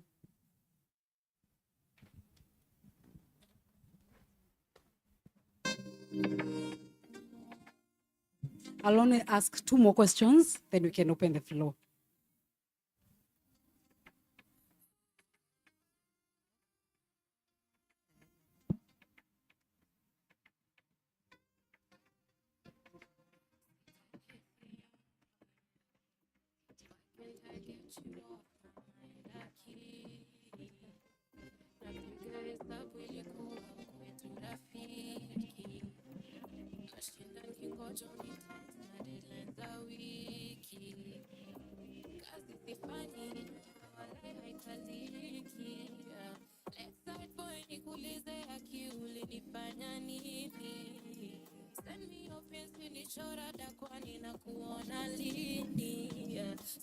Okay, it has been good to be here. It was my first time, and I've enjoyed everything. And so I look forward to next year, and be blessed the rest of the day. Thank you. Sorry. Asante sana Daktari, and thank you for your time too. So the last 2 questions, and I wanted to say something on the gaps. Benson and I, this is our third time we are doing this, so we've really listened to these stories. And there's something Benson is the other judge, he kept saying, level of audio quality is wanting. And he said, in case we come here, we make sure that we pass that message. Level of audio quality is wanting. I'm also going to say something about submissions. This was the first time in the 3 times where some people or a high number were submitting anywhere. We had different categories that are being given. Wewe unachukua tu story yako, unamua, intarusha tu uko kwa sports. You are already discriminating yourself. Juu utatolewa, and maybe your story was very good if it was going to take you to the sports. And we were not going to take for you to the sports. So umeamua ni gender. Why are we moving it for you? So kindly check on that. So Mercy, over to you. What category did you really like? What was done very well in this year's submissions? So basically, almost all categories were done perfectly well, depending on who did the story. Lakini tulipata entries nyingi sana kwa health reporting. Alafu pia climate change pia tuliripoti vizuri. Alafu kukawa na gani nyingine ambayo ilikuwa reported well. Kukawa na watu walikuwa wanajaribu land housing and climate resilient reporting was also coming out well. However, neglected diseases reporting kidogo kulikuwa na shida. People did not know how to categorize this kind of diseases and all that. But gender reporting, I was so disappointed because I'm a gender reporter as well. And one of the things that I realized was that, hey, gender reporting ilikuwa na mashida, wamama na mashida, wamama na mashida, like it was not solution-based reporting. wamama tu wamechapwa, wamama wamekimbilia sijui wapi, like there was nothing to show. But there are so many good stories when it comes to gender reporting. There are so many men out here doing marvelous work that maybe people thought they were for women, and vice versa is true. So gender reporting was not well done because it took one particular angle. Mi sijui nani alituambia gender is all about women, but most stories that we got out of gender reporting ilikuwa ya wamama na shida zetu. And then another category that was not well done was investigative. I am aware that most media houses hawana hizo pesa za maybe kusupport wanahabari kufanya investigatives, but hata hizo ambazo zilipeanwa kama investigative reportings, they were not well done. Unatuambia mtu alipatikana kwa nyumba Airbnb amekufa, alafu tena unatuuliza sasa tutafanyaje kama mtu amekufa kwa Airbnb? What is your work? You're an investigator. Investigate what we should do. You know? So investigative reporting was not well done, and the entries were kidogo sana. Actually, there were 3 or 4 something. Yeah, so it was pathetic. And I understand kwamba if you're a media manager or something, try and invest in investigative reporting. And also, if you want to be a good investigative journalist, join these organizations that teach investigative reportings, because huwa kuna vitu vingi sana ambazo wanafunza on how to do that kind of story. And then lastly, children reporting. Hiyo pia ilikuwa na mambo yake jameni. Watoto wanalia, hiyo ndio story, and that is the end of my story. Kuna ingine tu, and they lived happily ever after. What are you telling us? Children reporting.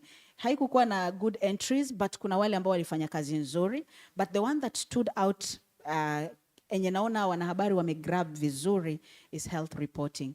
But one gap that I noted on health reporting is the use of statistics and data. So kama wewe ni health reporter pia, tembelea ministry. Kuna apps, I have not carried my notebook, but there's so many apps that you can get data from when it comes to health reporting. So just do your research well, but good stories were well done.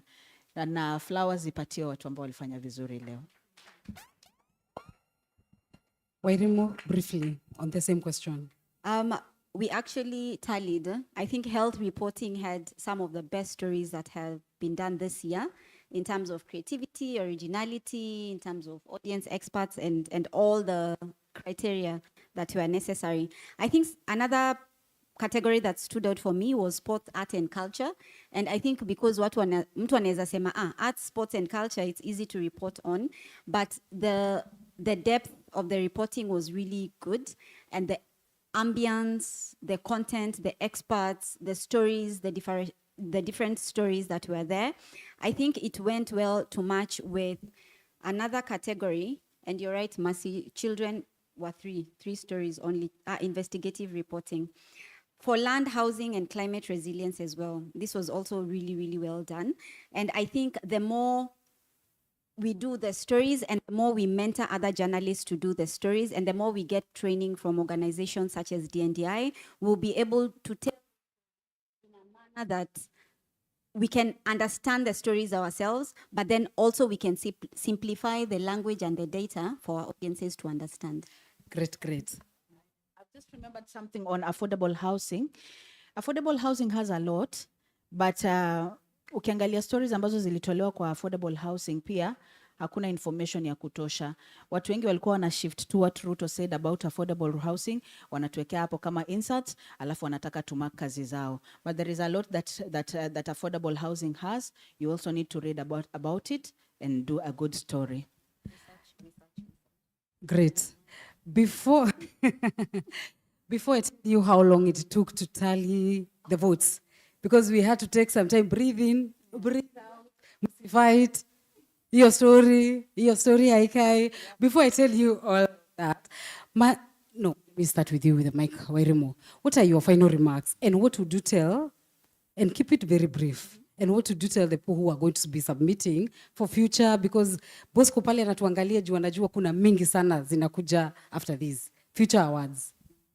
I think I've mentioned most of them. Thank you, Koi. I'll reiterate. as Mercy said, research, and I think Dr. Ogutu also mentioned that, do your research, proper research. Stop explaining the problem. Let's find solutions as well. Master verification and context. So let's fact check. And remember, radio is king. So let's produce imaginative content that can paint a picture, as Koi already said when she was starting. And think of the 3 distinct snapshots you can include in your audio stories so that pia zinaran kwa social media. And I would also urge us to push boundaries. Don't do the same stories. Don't do about FGM because you come from Turkana. Look for other stories. Don't do about garbage, sababu umetoka mtaa inaitwa Mathare ama Mukuru. You know, let's boundaries beyond what's familiar to what is not known or to what is unknown. And then keep asking tough questions.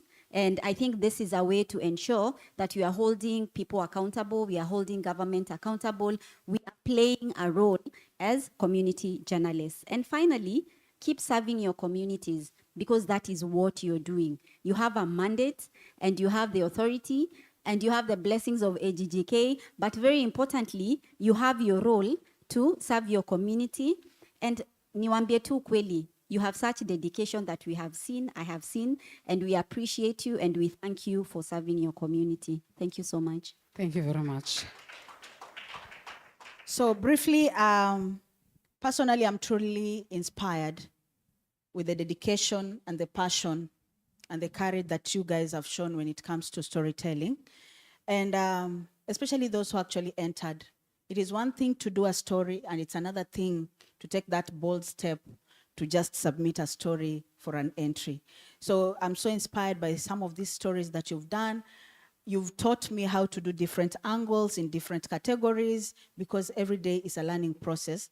And then I've also realized that community journalists report from their hearts because it's you who are always on the ground, okay? Sometimes wale ambao wanafanya continuity, we might not be the best people to talk about what is happening on the ground because we are never on the ground like the community journalists.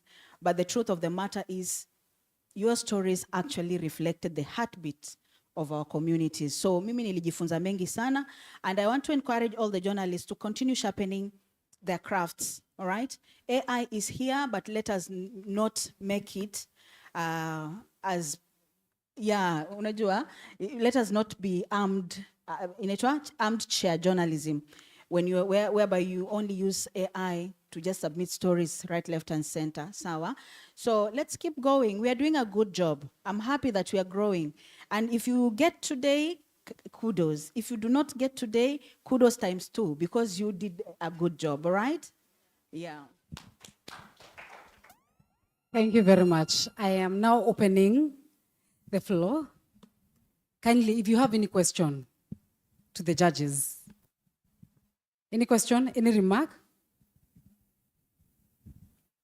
Kuna swali pale? Usiogope.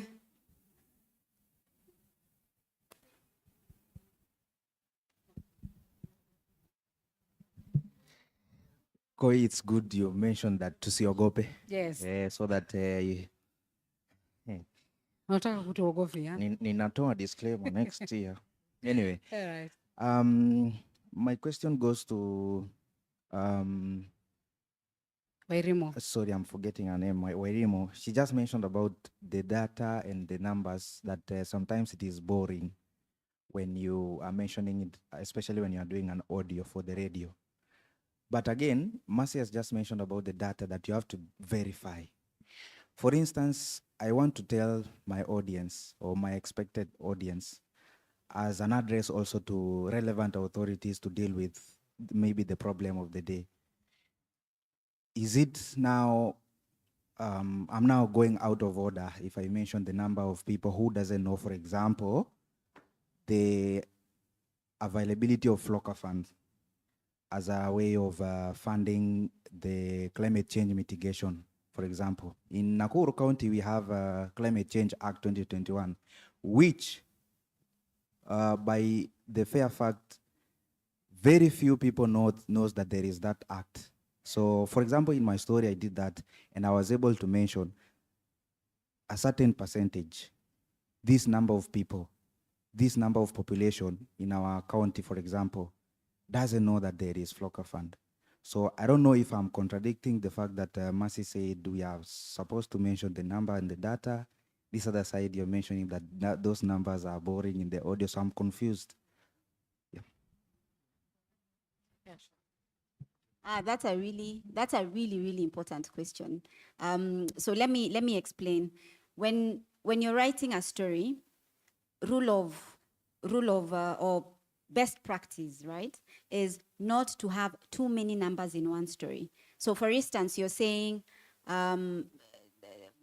watu 20 walienda wakapata chikungunya wakati walitembea kwenda Kilifi, for instance, right?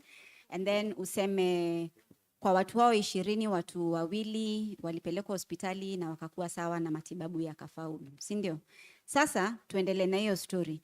And then you say, in other news, kuna watu 50 ambao wako na malaria huko Nairobi. You know, unajaza watu na numbers. So you have to be very specific. If you're doing one story, you stick to those numbers. So hiyo ni example moja.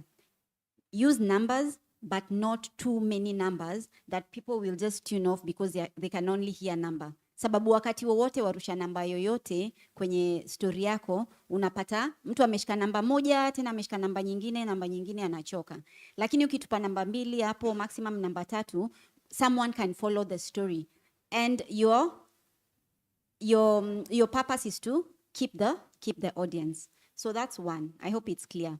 Alafu, hiyo nyingine ni, tuseme unataka explain.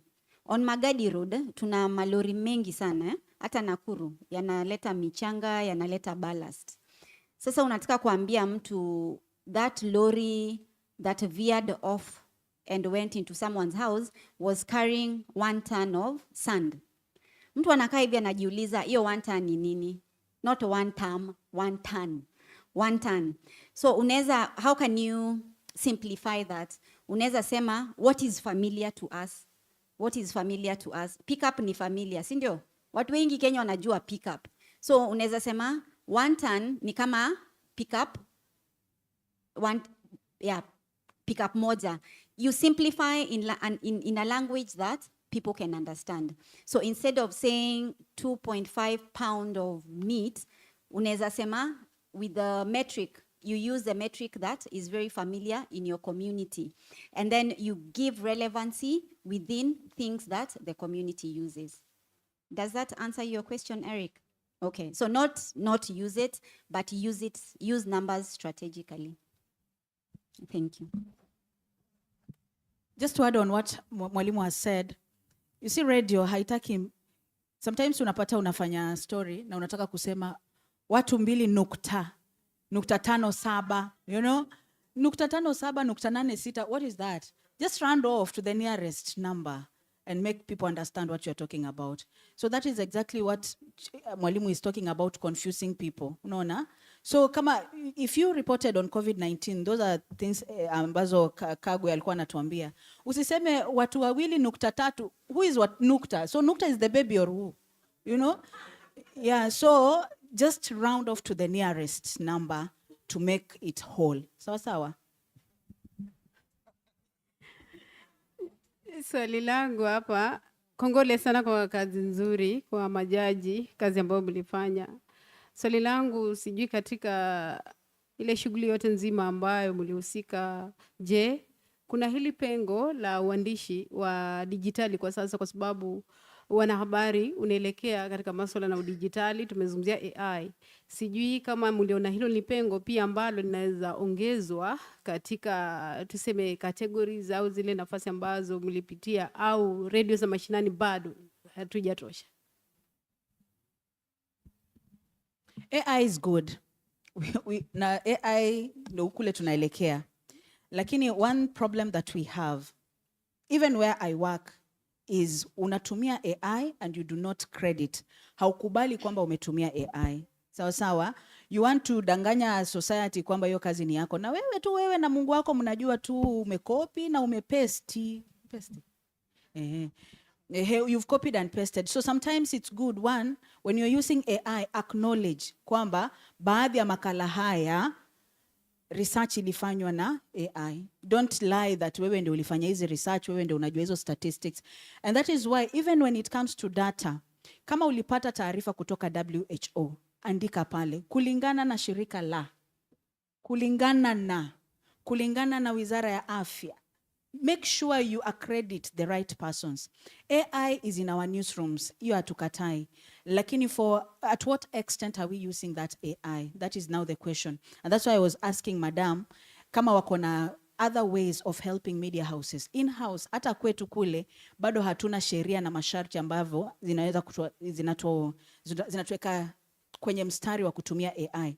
And for your information, AI has not, I don't know, in my own research, because I'm doing a research on AI and media houses, hakuna media house ambayo imepatiwa ruhusa ya kutumia AI, but we are just using it. Hakuna, hata NTV, hata Royal Media, hakuna siku Linus Kaikaya amesimama na kusema sasa kuanzia kesho tutumie AI. Hawajasema, lakini wanahabari tunatumia. But what is happening is, zile ambazo zinafanyika ni kwamba Media Council of Kenya imekuja na guidelines on how journalists can use AI.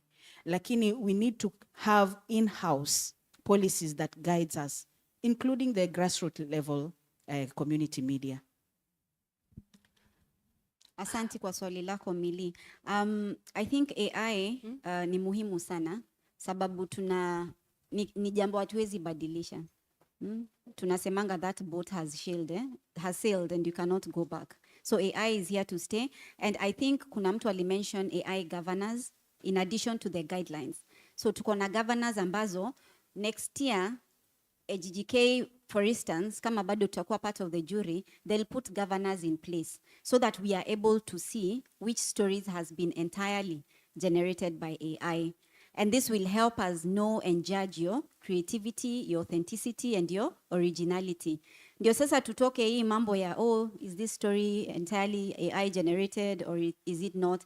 In our institutions of higher learning, we don't have the guidelines yet, we don't have the system fully entirely in place, but ni jambo ambalo we are looking at to ensure kama mtu anatoa story yake, hii story ni genuine, ni truthful, na ni yake ambayo amework on. And on that note, I would like to urge AGJK next year kukuwe na category ya innovation na teknolojia. Sababu nao, hiyo itasaidia watu kuripoti on AI as we use AI. And as we report on AI, we are continuing to learn what new other technology or emerging technologies are coming up. Thank you. And maybe to add on AI, we've had a lot of conversations on AI the whole time we've been here. We cannot live like there's no AI. The question is, how are we going to use it? I think we can end. Oh, sorry. Habari za mchana. Jina langu ni Faima Ibrahim na maswali mawili. Swali la kwanza nitakuuliza kuhusiana na lugha. Je, kama ni makala ya lugha ya Kiswahili, mnaangalia makala hayo kivyake ama mwachanganya na lugha ya Kimayai? Alafu ningetaka mtueleze urefu wa makala. Labda ni muda upi sahihi? Asante. Na labda mada ama kichwa ama maudhui ya makala, urefu wake unafaa kuwa kiwango gani? Asante. Asante kwa hilo swali Faima. Nadhani format na pia hili ni swali pia maybe Annette anaweza respond to ama Bosco. I think the format was shared for any submission, for any competition, ni lazima mkuwe na criteria, yeah? And they are usually very specific. So in terms of length, in terms of format, amwezi ambiwa tone because it's journalistic, but those formats are shared. Swali la Kiswahili na lugha umeita lugha ya mayai. Hiyo ndio lugha ya Kiingereza. Wajameni we nawe. Sawa. I think mtu anajiamulia. Tuseme Koi hapa anafanya Limuru na lugha ya Kikuyu. I'll be very surprised if the language format submission, it's English and Swahili, I submit Kikuyu. There are some submissions we had in different languages and we overruled them, we dismissed them. Sababu, stick to the criteria. Stick to the criteria. We are trying to meet international standards. We are trying to compete with kina Larry Madowo and Ansoi wa BBC ambao wanafanya very moving content production in audio. So let's read, let's stick to the criteria, na tutakuwa na shida lolote when it comes to the submission and also the winning part of the competition. And then when it comes to length as well, there is a difference between features and documentaries. Features are always ni fupi, documentaries zinakuwa refu. So in most cases, features, sisi huambiwa 3 to 10 minutes. I don't know kama ni sawa na communities, but I think it serves the same.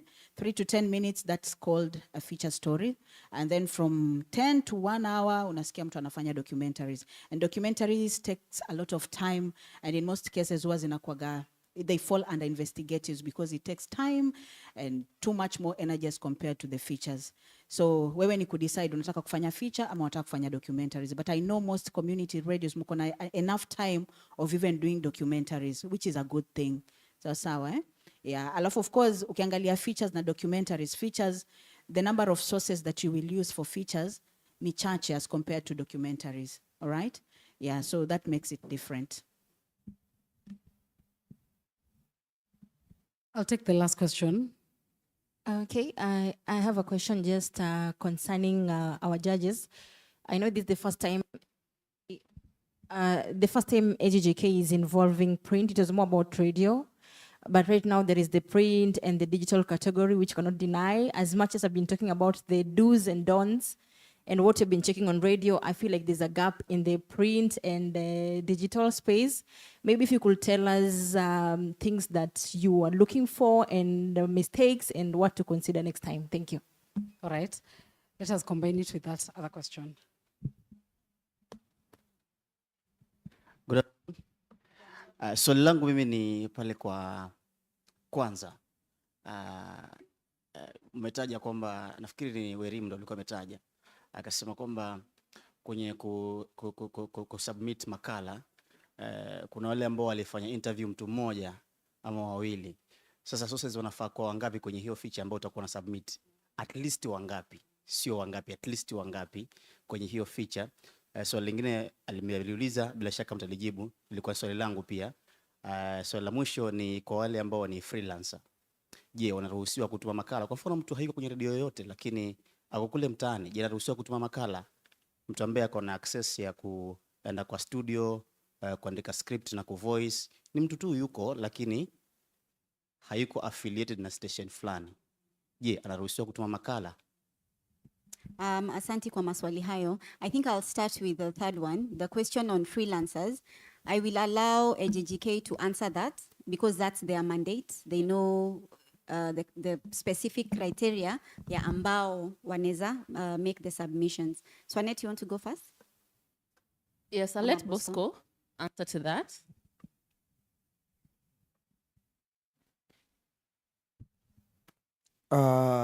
Good afternoon. So I think we as AGJK are open to accommodating freelance journalists. We have several also who will be awarded tonight. So I think that is an aspect. As long as you are working at the community level and serving the community, and you are able to submit your story, we do accept your submission for entry. Thank you. Thank you, Bosco. Okay. So for the other two questions, feature story in terms of the number of interviews, the number of subjects to be featured. Inalingana. There are stories that you want to drive home. You call them human interest stories. Hapo ndio pale unaenda. I've done several of these stories. Unaenda unapata, it's a story, we are in the 16 days of activism. Yeah? Unataka tu kuelezea what happened na ni hatua gani ilichukuliwa on a victim, yeah, on a victim of sexual violence. So utafanya interview na huyo mtu mmoja, na huyo mtu mmoja ndio atasikika sana, sababu that's their story, yeah. Alafu pengine experts watakuja mwisho kupeana sound bites, eh? So anasema, oh, I went to the hospital and I was taken through a procedure. daktari ama psychologist anakuja anasema this is the procedure we take the victims through. So that adds credibility to your story in terms of research. Lakini unapata maybe utakuwa na huyo one subject or one survivor and a doctor or a psychologist, ama saa zingine utakuwa tu na mzazi, maybe mtu ameshikwa, vile kulikuwa na abductions, mtu ameshikwa patikani, unataka kilio cha mzazi kisikike. So depending on, ndio tunasikianga, why are you telling this story? Depending on the purpose and your target audience, hapo ndio ina determine how many experts, how many subjects, or how many people are going to feature in your story. Kama ni news bite, watu wameangukiwa na all of a sudden hailstorm imekuja na mtu amefariki, unaweza hata pata moja ama upate sound bites ya watu kadhaa. Tuko sawa hapo? Aya, alafu ya digital formats na print formats, you want to take this one? You want to take hers? So I think the digital format and all that was a recommendation that the judges actually highlighted to AGJK. Na tulisema next year wale ambao wataparticipate watakuwa na broader angle that in that sio radio peke yake itakuwepo. We'll have categories like TV, print and also online, because we've also realized sio wanahabari wote wameajiriwa. So if you're working on freelance na uko na YouTube channel, I think it will accommodate you. Ama tu kusema hivyo? Tulisema hivyo. So basically that is what will happen next year. There will be changes that were positively agreed with the AGJK. I think the digital format, it can be one component of the entire submissions. Sababu tukisema usubmit inaitangwa nini? Multifaceted multimedia package. A multimedia package, and maybe that's what AGJK should be thinking about, is a package ambayo iko na audio, iko na video, iko na social media cards. So it kind of categorizes all of them, then it gives the specific criteria for each submission. Pengine utaambiwa for the digital, tuma scorecards 2, tuma picha 2, tuma vox pop 2 ambazo zinaweza enda kwa Facebook ama kwa TikTok. So we aim by next year, there will be some very specific description of the digital or the social media category and print as well. Thank you. To add something on print, we're still checking the same things. Is it original? Is it giving a fresh and clear flow? Is it accurate? Spelling and grammar, how is it? Just the same structure. It's the same thing we're checking. Yes. Because we had a few submissions that were print. Just Nimesimama between you and lunch now. Yeah.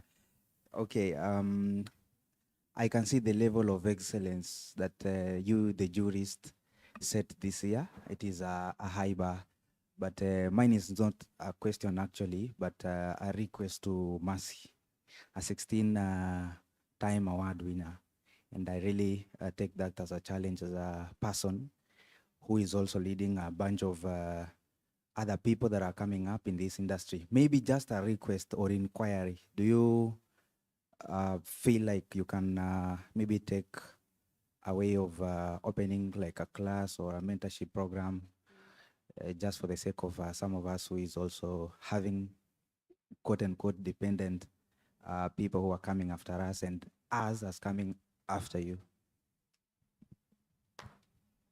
That's a call for mentorship. We can take one last one, then you wrap up. Hamjambo. Langu ni kwa majaji, mawili machache tu maswali kwa kifupi. Mlitaja kwamba palikuwepo na ongezeko la walioweka katika kategori ya health, japo kuna upungufu katika neglected diseases. Maybe kama majaji tatizo lilikuwa lipi? Ni kwamba hatuelewi kama waandishi wa habari kwamba vitu hivyo viwili tulishindwa kuvitofautisha? Mnaweza mkatusaidia katika hilo. Na mwisho Wairimu, kuna kitu ulikitaja sijui snapshot, kitu kama hicho, faida zake maybe kama unaweza ukafafanua zaidi na namna hata ya kuifanya. Nashukuru.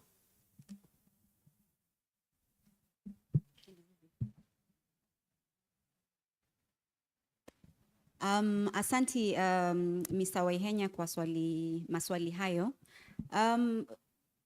Kwa ufupi, very briefly, those two questions.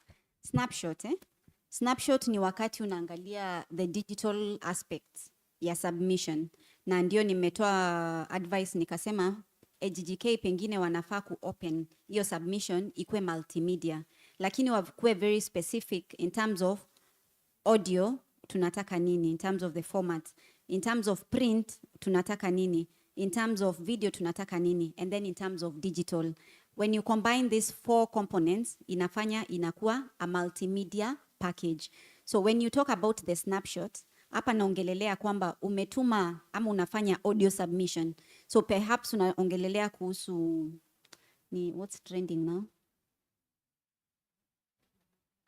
Wamudhede. Okay, sawa. Okay, perhaps unaongelelea malaria, ama unaongelelea chikungunya, ya? Kama ugonjwa. So you're able to do your interview, unaenda kwa kiwanja, kwa field, unapata watu ni wagonjwa, unakuja unawaambia watu story. Lakini sasa snapshot umepiga picha. Yeah? So you're not just going to the field because you're community radio journalist with your recorder. You're going with your phone, you're going with your camera, you're going to take a picture.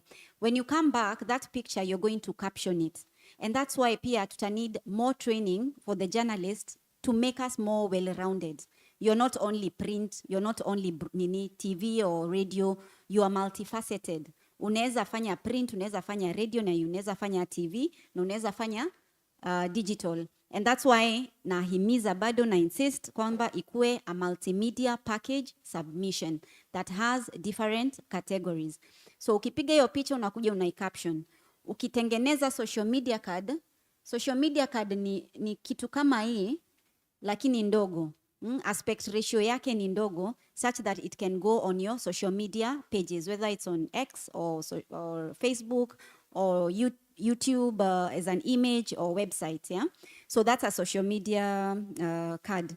And then unachukua sound bites ndogo ndogo, ama whatever audio you've taken, you edit it to become smaller. And once you do that, you can post that on social media as an audio post. So you can post ni kama kuweka sound bite kwa social media. So umuhimu wake ni nini?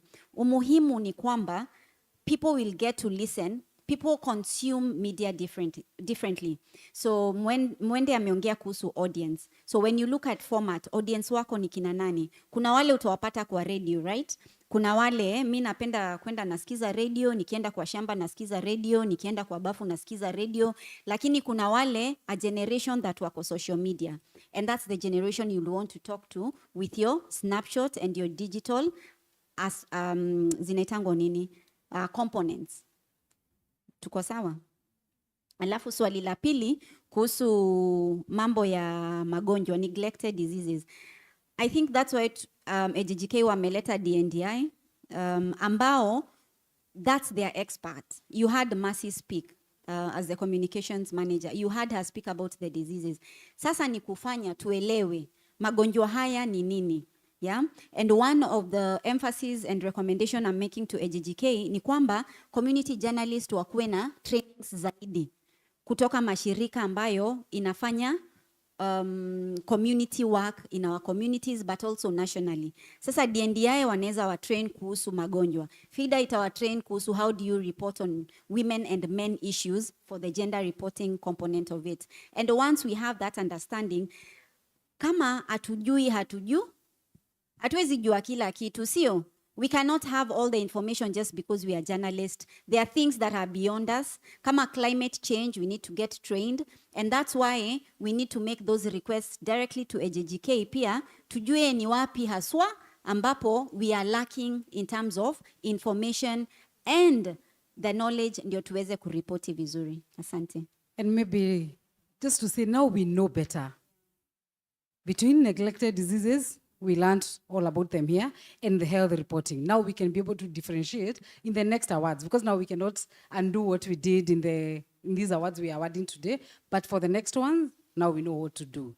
Thank you. And the fact that we know what to do, of course, neglected diseases ni zile diseases ambazo tulitajiwa jana.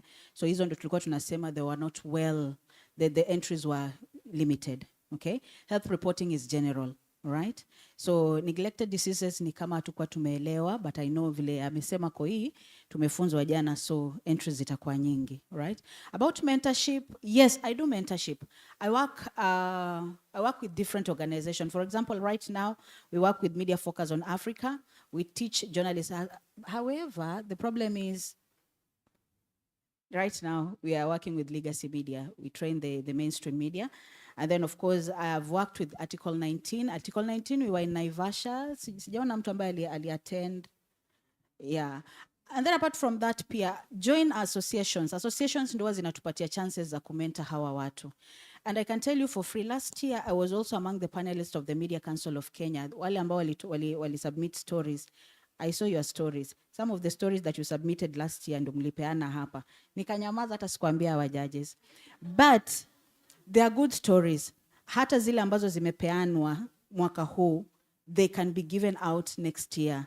Either for AGJK, not AGJK because we've already submitted, but for Media Council of Kenya. What am I saying? I'm saying your stories are of high standards. You can do it. You can do better. Msiseme ati, oh, legacy media ndio wanapatiwa nafasi. One thing I realized by the Media Council of Kenya is the fact that siku hizi hata waangaliangi media houses zenye unatoka. As long as the story is good, you qualify, okay? Yeah, so yes, I do mentorship programs, and sometimes my way of giving back to the society, wale ambao wako kwa vikundi mbalimbali za wanahabari, I always post a Zoom meeting there, watu wana join, and we teach people on how to do features writing for free, all right? Yeah. And I'm also doing some programs with the Aga Khan where I study my masters. Kuna some things we do there on mentorship, especially wale wanahabari ambao ndio chipuka. Sawa sawa. I'm also negotiating with mwalimu here anipatia nafasi Daystar. Amesema next year atanipatia one of the units. So yeah, we do these things. Ni wewe ku identify ni wapi exactly you want to be. Thank you very much. A round of applause for our guests, yeah? And our judges. I am going to say this. Please take the opportunities that are there for you. Giving an example, we had a training by DW, and they were using 2 community radios. So they wanted to train 2 community radios. And one of, so it was RFM on my end, and another community radio. And they actually had to drop a whole radio station because they were not coming in for the trainings, they were not doing the assignments. Now, can you imagine a group has missed all that kind of training we were getting today just because they do not want to do the assignments? They do not want to join in the Zoom meetings. When you see calls for awards, join in. Sawa sawa. I work with a community radio, but I've won Media Personality of the Year Africa Youth Awards. So do join in. Don't take anything for granted, and also don't dismiss anything. Tuko sawa. If you've ever won anything, mkono juu. If you've ever won anything, not only media, Sunday school, best performer. Hey, kuna watu hapa, nothing. Yeah, okay, jipigie makofi. For those who are going to think they are winning today, a clap. All right, to all the nominees, already, congratulations. And the ones who are going to win, congratulations. Asanteni sana. Wapi makofi yao? Naomba pia tujipigie makofi for the great work that we did. First of all, by you taking action and submitting your story is a very, very big step. Winning is equally a great achievement. So in as much as the judges have pinpointed some of the mistakes that you made in your applications, haifai kukufisha moyo useme ati yangu nilifanya hivi na hivi, so nisha give up with the awards. That doesn't mean that you have you're not doing your best. So thank you so much, our judges, and we are looking forward to the awarding ceremony in the evening. And we are almost coming to the end of the day. The previous presentation we had on AI, Mwende is still around. If you wish to continue more consultation, ask question, I am sure she's here please make sure you ask her your questions, get clarification, and adopt AI in your newsrooms. So ladies and gentlemen, it's been an awesome 5 days. Tujipigie makofi.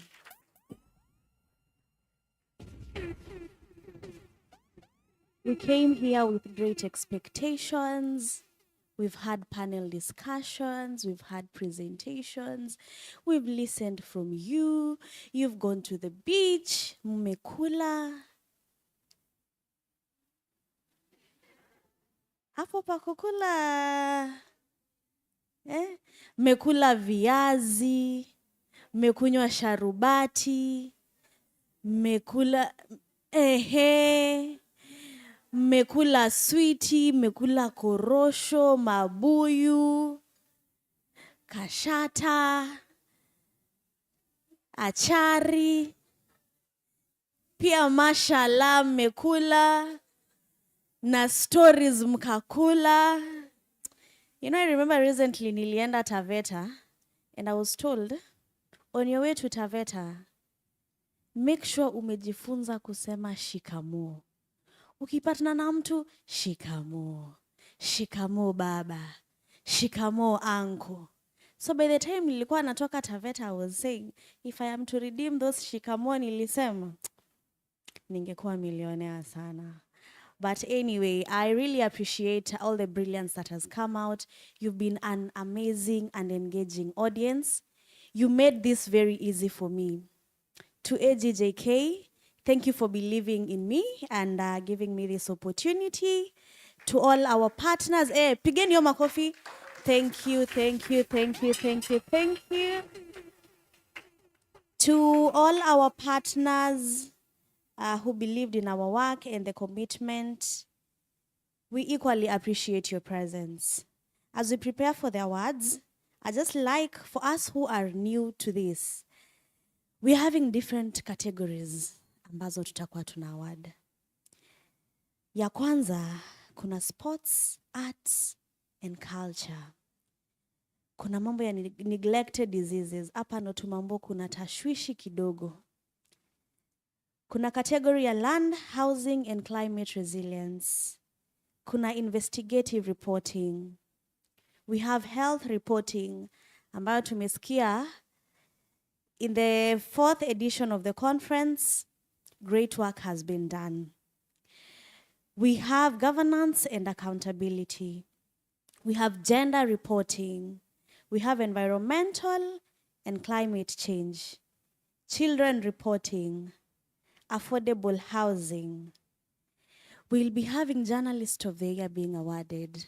And finally, Radio Station of the Year. Remember, tutakuwa na a band that will be performing for us. So as you go back, usije ukiwa umevaa heels.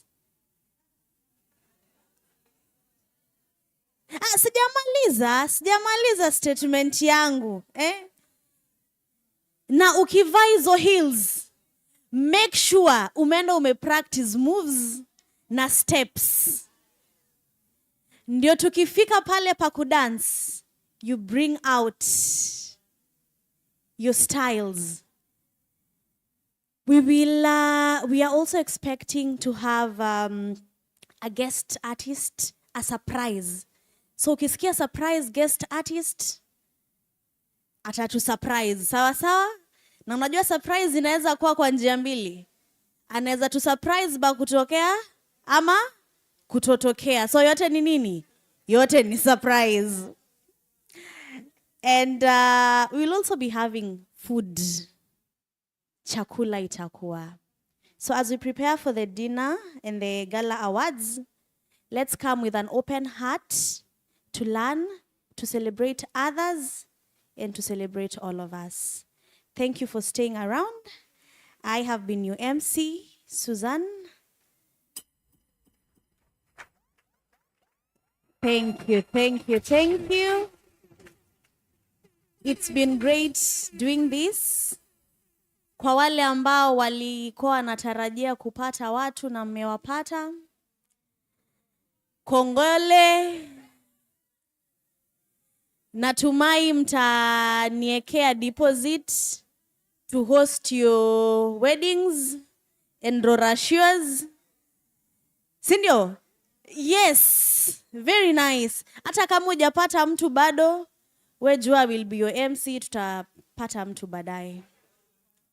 Mimi, hapo pa kupata, kuna deal na ngoja ivani. Ikivana, I will MC my wedding na mtakuja mdance. Great. Let's keep engaging. Let's keep connecting on social media. You can find me on LinkedIn, Susan Wairimo. Susan is SUSAN Wairimo. You can equally follow Inspire Teenagers Foundation and see the amazing work that I do with young women on storytelling back in Kajiado. Asanteni sana.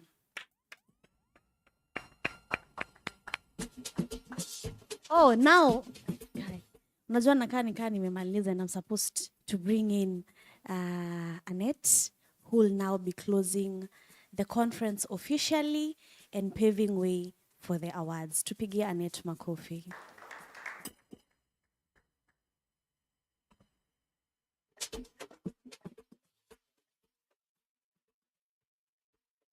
Thank you, Susan. Mpeni snap, mpeni thumb, mpeni clap, mpeni clap. I can tell you guys are so exhausted, but it's very understandable. So thank you so much. I'm here to give the vote of thanks and give directions for how we'll proceed for the evening. First of all, I just want to appreciate all of you for your attention, for your dedication, and for your time, for being here, for being attentive, and for participating. You have done a fantastic job. So I'd like to thank God for giving us the opportunity to meet here, that all of us have been in great health, and we have not had any emergencies, you know? We've not had any emergencies, any health emergencies. We've been well. I want to thank God. And the other person I'd like to extend my gratitude to is our very able team lead, Dennis Beru. Please give him a fantastic clap. Fabulous clap in absentia. He's sorting out some issues, but I want to especially thank him. If it was not for him conceptualizing this and accepting the challenge, we would all not be here. Sindio, we thank him very much. And of course, we thank the advisory board at AGJK. They've done instrumental work in ensuring that we are here and that this has gone on smoothly. Fourth, I want to thank the team at AGJK, all the team members, from admin to communications to finance to programs to every other role. You've done a fantastic job. All the time you've dedicated to this work, thank you. I want to thank all the panelists. All the panelists. Thank you for sharing with us your knowledge, your wisdom, your expertise. We don't take it for granted. Thank you for being generous with your time. We appreciate you. I want to thank all the moderators. Please clap for the moderators. And some of them were yourselves, and we told you at times on very short notice. And I saw how you took it with grace, and you did it with so much ease and grace. Thank you so much. I appreciate you. The other people I'd like to thank, set of people, are our service providers. We'll start with our photographers and videographers. Thank you so much for capturing the day. You know, thank you for giving us the time capsules. We will revisit this next year, courtesy of your good work. I want to thank PrideInn for making it possible for us to meet here, giving us great room and great service. I hope you've not had any issues. I want to thank the caterers. Have you been enjoying the food? You've enjoyed the food? I know. Hata mimi nilikuwa sometimes najidrag tu nasema nimeshiba lakini wacha tu niende tu tena sababu next week I won't see this array of food. You know? Next week I'll just be having one choice. One choice. Yeah. Then I'd like to thank our drivers and the people that accommodated us despite the little glitches we've been able to manage. Thank you so much. I want to thank our MC, Give her another round of applause. Thank you. Fantastic job. You've done this the entire week. Oh, super MC, not MC. Wow. Fabulous job. I thank you so much for taking us on smoothly. And I want to thank our partners. And she had mentioned some of them. And I'd just like to take time and read out all of them. I want to thank Safaricom. Do we clap at the end? Sindio? I want to thank, of course, Communication Authority of Kenya, Media Council of Kenya, Boma Yetu, Human Doc, Minet, DNDI. You know, the first time I read it DND. DNDI. I want to thank Affordable Housing. I want to thank Shofco. I especially thank Kengen. I want to thank ELOG. I want to thank the University of Opal. I especially thank Sato. Thank you for your presence here the whole week. Victor, please pass our regards to your team. We truly appreciate your partnership. I want to thank TISA. I want to thank State Department of Housing. I want to thank Forum CIV. I especially thank Collaboration of Women in Development. I want to thank Search for Common Grounds. I want to thank Hand in Hand. I want to thank the Kenyan Human Rights Commission. Let's appreciate all our partners. Thank you, thank you, thank you. Their partnership has made this possible. I know we all know that such things take quite a bit of funds, and we thank them for supporting us. Last but not least, I want you to look at the person sitting next to you or on the same table. Tell them, you are a very important stakeholder.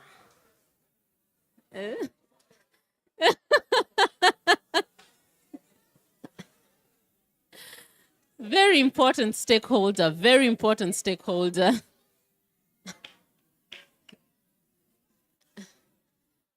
And I'll let you have it for a minute or two. I'll let you have it. You people are very, very, okay. Now that's enough. That's enough. Allah. Aya, very good. Asi, kumbe mlikuwa serious, mlikuwa muendelee. Ala. Aya, nivo sasa, nivo, stakeholders. Imetosha. Imetosha, wenzangu imetosha. Aya, sawa. I gave you a minute because let me tell you guys, the fact that you heeded the call to submit your stories, you took the time to do stories, you spent time editing. Some people might just think, we have a chance to go to Mombasa, maybe win some cash here and there, but you're just important to us as much as we are important to you. Thank you. Thank you. Tell the person sitting next to you, thank you. You made this possible. Thank you. If we did not have journalists, we would not have this conference. Thank you so much. God bless you guys. God bless you.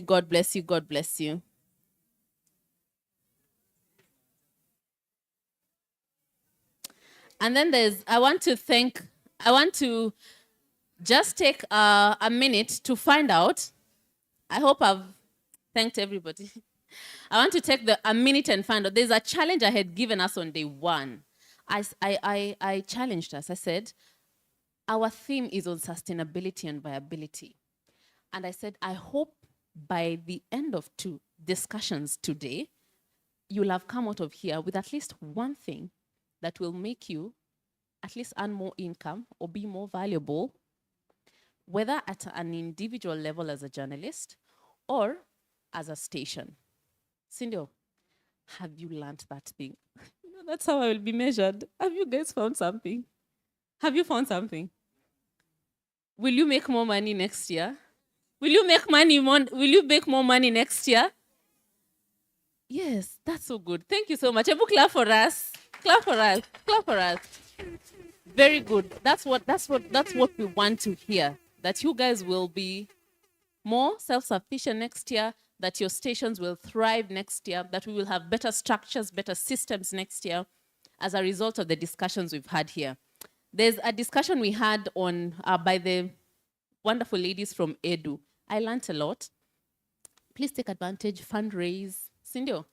Fundraise, fundraise, fundraise. Next year, we want to hear different conversations. And I want to thank Mwende. That was brilliant. That was brilliant on the AI. I know we will, now we have moved from being threatened that our jobs will be taken to this can make our work more efficient. Sindio, thank you so much. And to all the trainers that took the time to train us, from Gameli, from, when he was teaching us about cybersecurity and all the others. I'm truly grateful. I want to meet you next year doing much better. In fact, I want to invite you as sponsors next year. Will you sponsor next year? Will you sponsor next year? Thank you very much. Now, now the conversation has shifted. Thank you so much. And the last, I just want to give us instructions for tonight, where we will meet, what time we will meet. So somebody, I don't know whether this is, let me just talk about it, just a little bit, because we will not come back here in the afternoon. Somebody asked about what the eligibility criteria that we had for submitting stories. And let me just go through it very quickly. We had said that entries must be originally written in whether a piece is written or broadcast in English or Swahili only. Then we had, I'm reading out this so that if you have any suggestions, we will give you out an evaluation form. If you feel like some of this criteria was very stringent, please let us know. If you, what was not there that you feel like we should add, you let us know as well. So we wanted entries, original pieces written or in broadcast in English or Swahili only. Then articles published outside the indicated time frame, of course, were not going to be accepted. And then every candidate was to submit their print in Word or audio and video pieces in MP3 and MP4 format, and all entries are to be submitted in the format below. Print Word, the maximum was 2,000 words. And then for audio pieces, maximum 15 minutes. For TV pieces, the maximum was 15 minutes. Sawa sawa. Sasa hizo mtatuambia, sasa mtuambie, was that fair enough or not? And then all applicants must submit a cover page containing the article title and author's name, along a short biographical note, including name and full contact details, your email, your telephone, your postal address, your town, your county, and a scanned photocopy of the journalist ID. Did you guys do that? When you're submitting your stories, did you attach that? Okay, sawa sawa. So we will polish that as we go forward. Yeah, and that was it. That was it. The rest are the judging criteria and all of that. We will do a better job in communicating to you early in advance and even prepare you throughout the year so that you don't have a very short time and start doing everything like we're in crisis mode. Sindio? Yeah. Sawa sawa. So tonight we will meet at 6. So we will when we go for lunch, we will not come back again. We will give you time to go prepare and freshen up, and then we meet at 6. We will meet at the first floor of the convention center. No, Kingililia, I think it's the very end. Uko mwisho, you will ask for Arabuko. The venue is called Arabuko. It's on first floor at the convention center. And the dress code is Swahili. The dress code is Swahili. And that's it. Thank you. Thank you for having me as well. I wish you all the very best as you come to be awarded. It's my prayer that the awards this year will actually transform your work going forward. God bless you. God bless you. God bless you. Can I pray?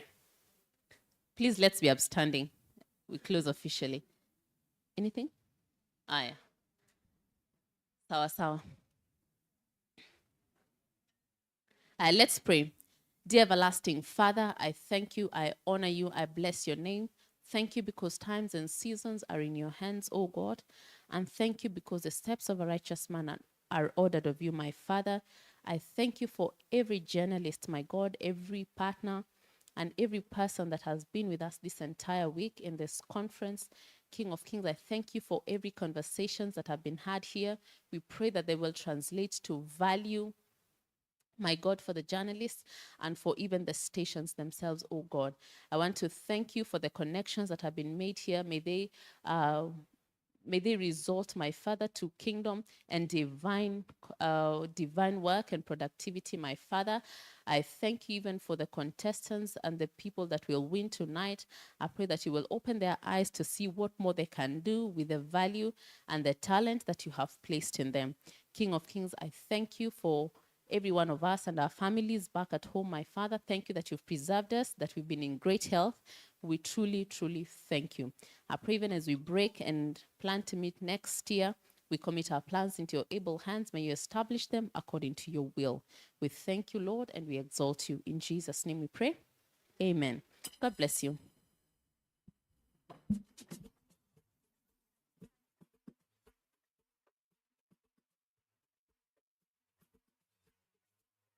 You can go for lunch and then let's meet at 6.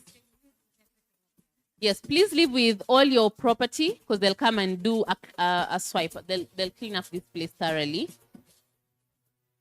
Yes. After lunch. Yes, the bus is coming. After lunch. Yeah? Yeah? Yes, yeah, 6 iko. Yeah, 6 iko. Let me confirm kama hiyo ingine inawakuja after lunch.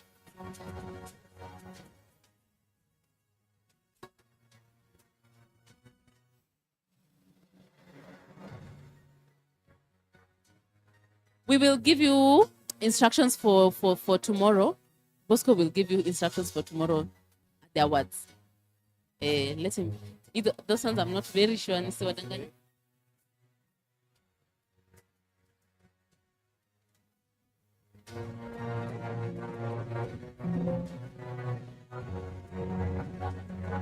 I think you can, if you have heavy things, leave them and then come pick them immediately after lunch so that you don't have to carry heavy things. They'll come.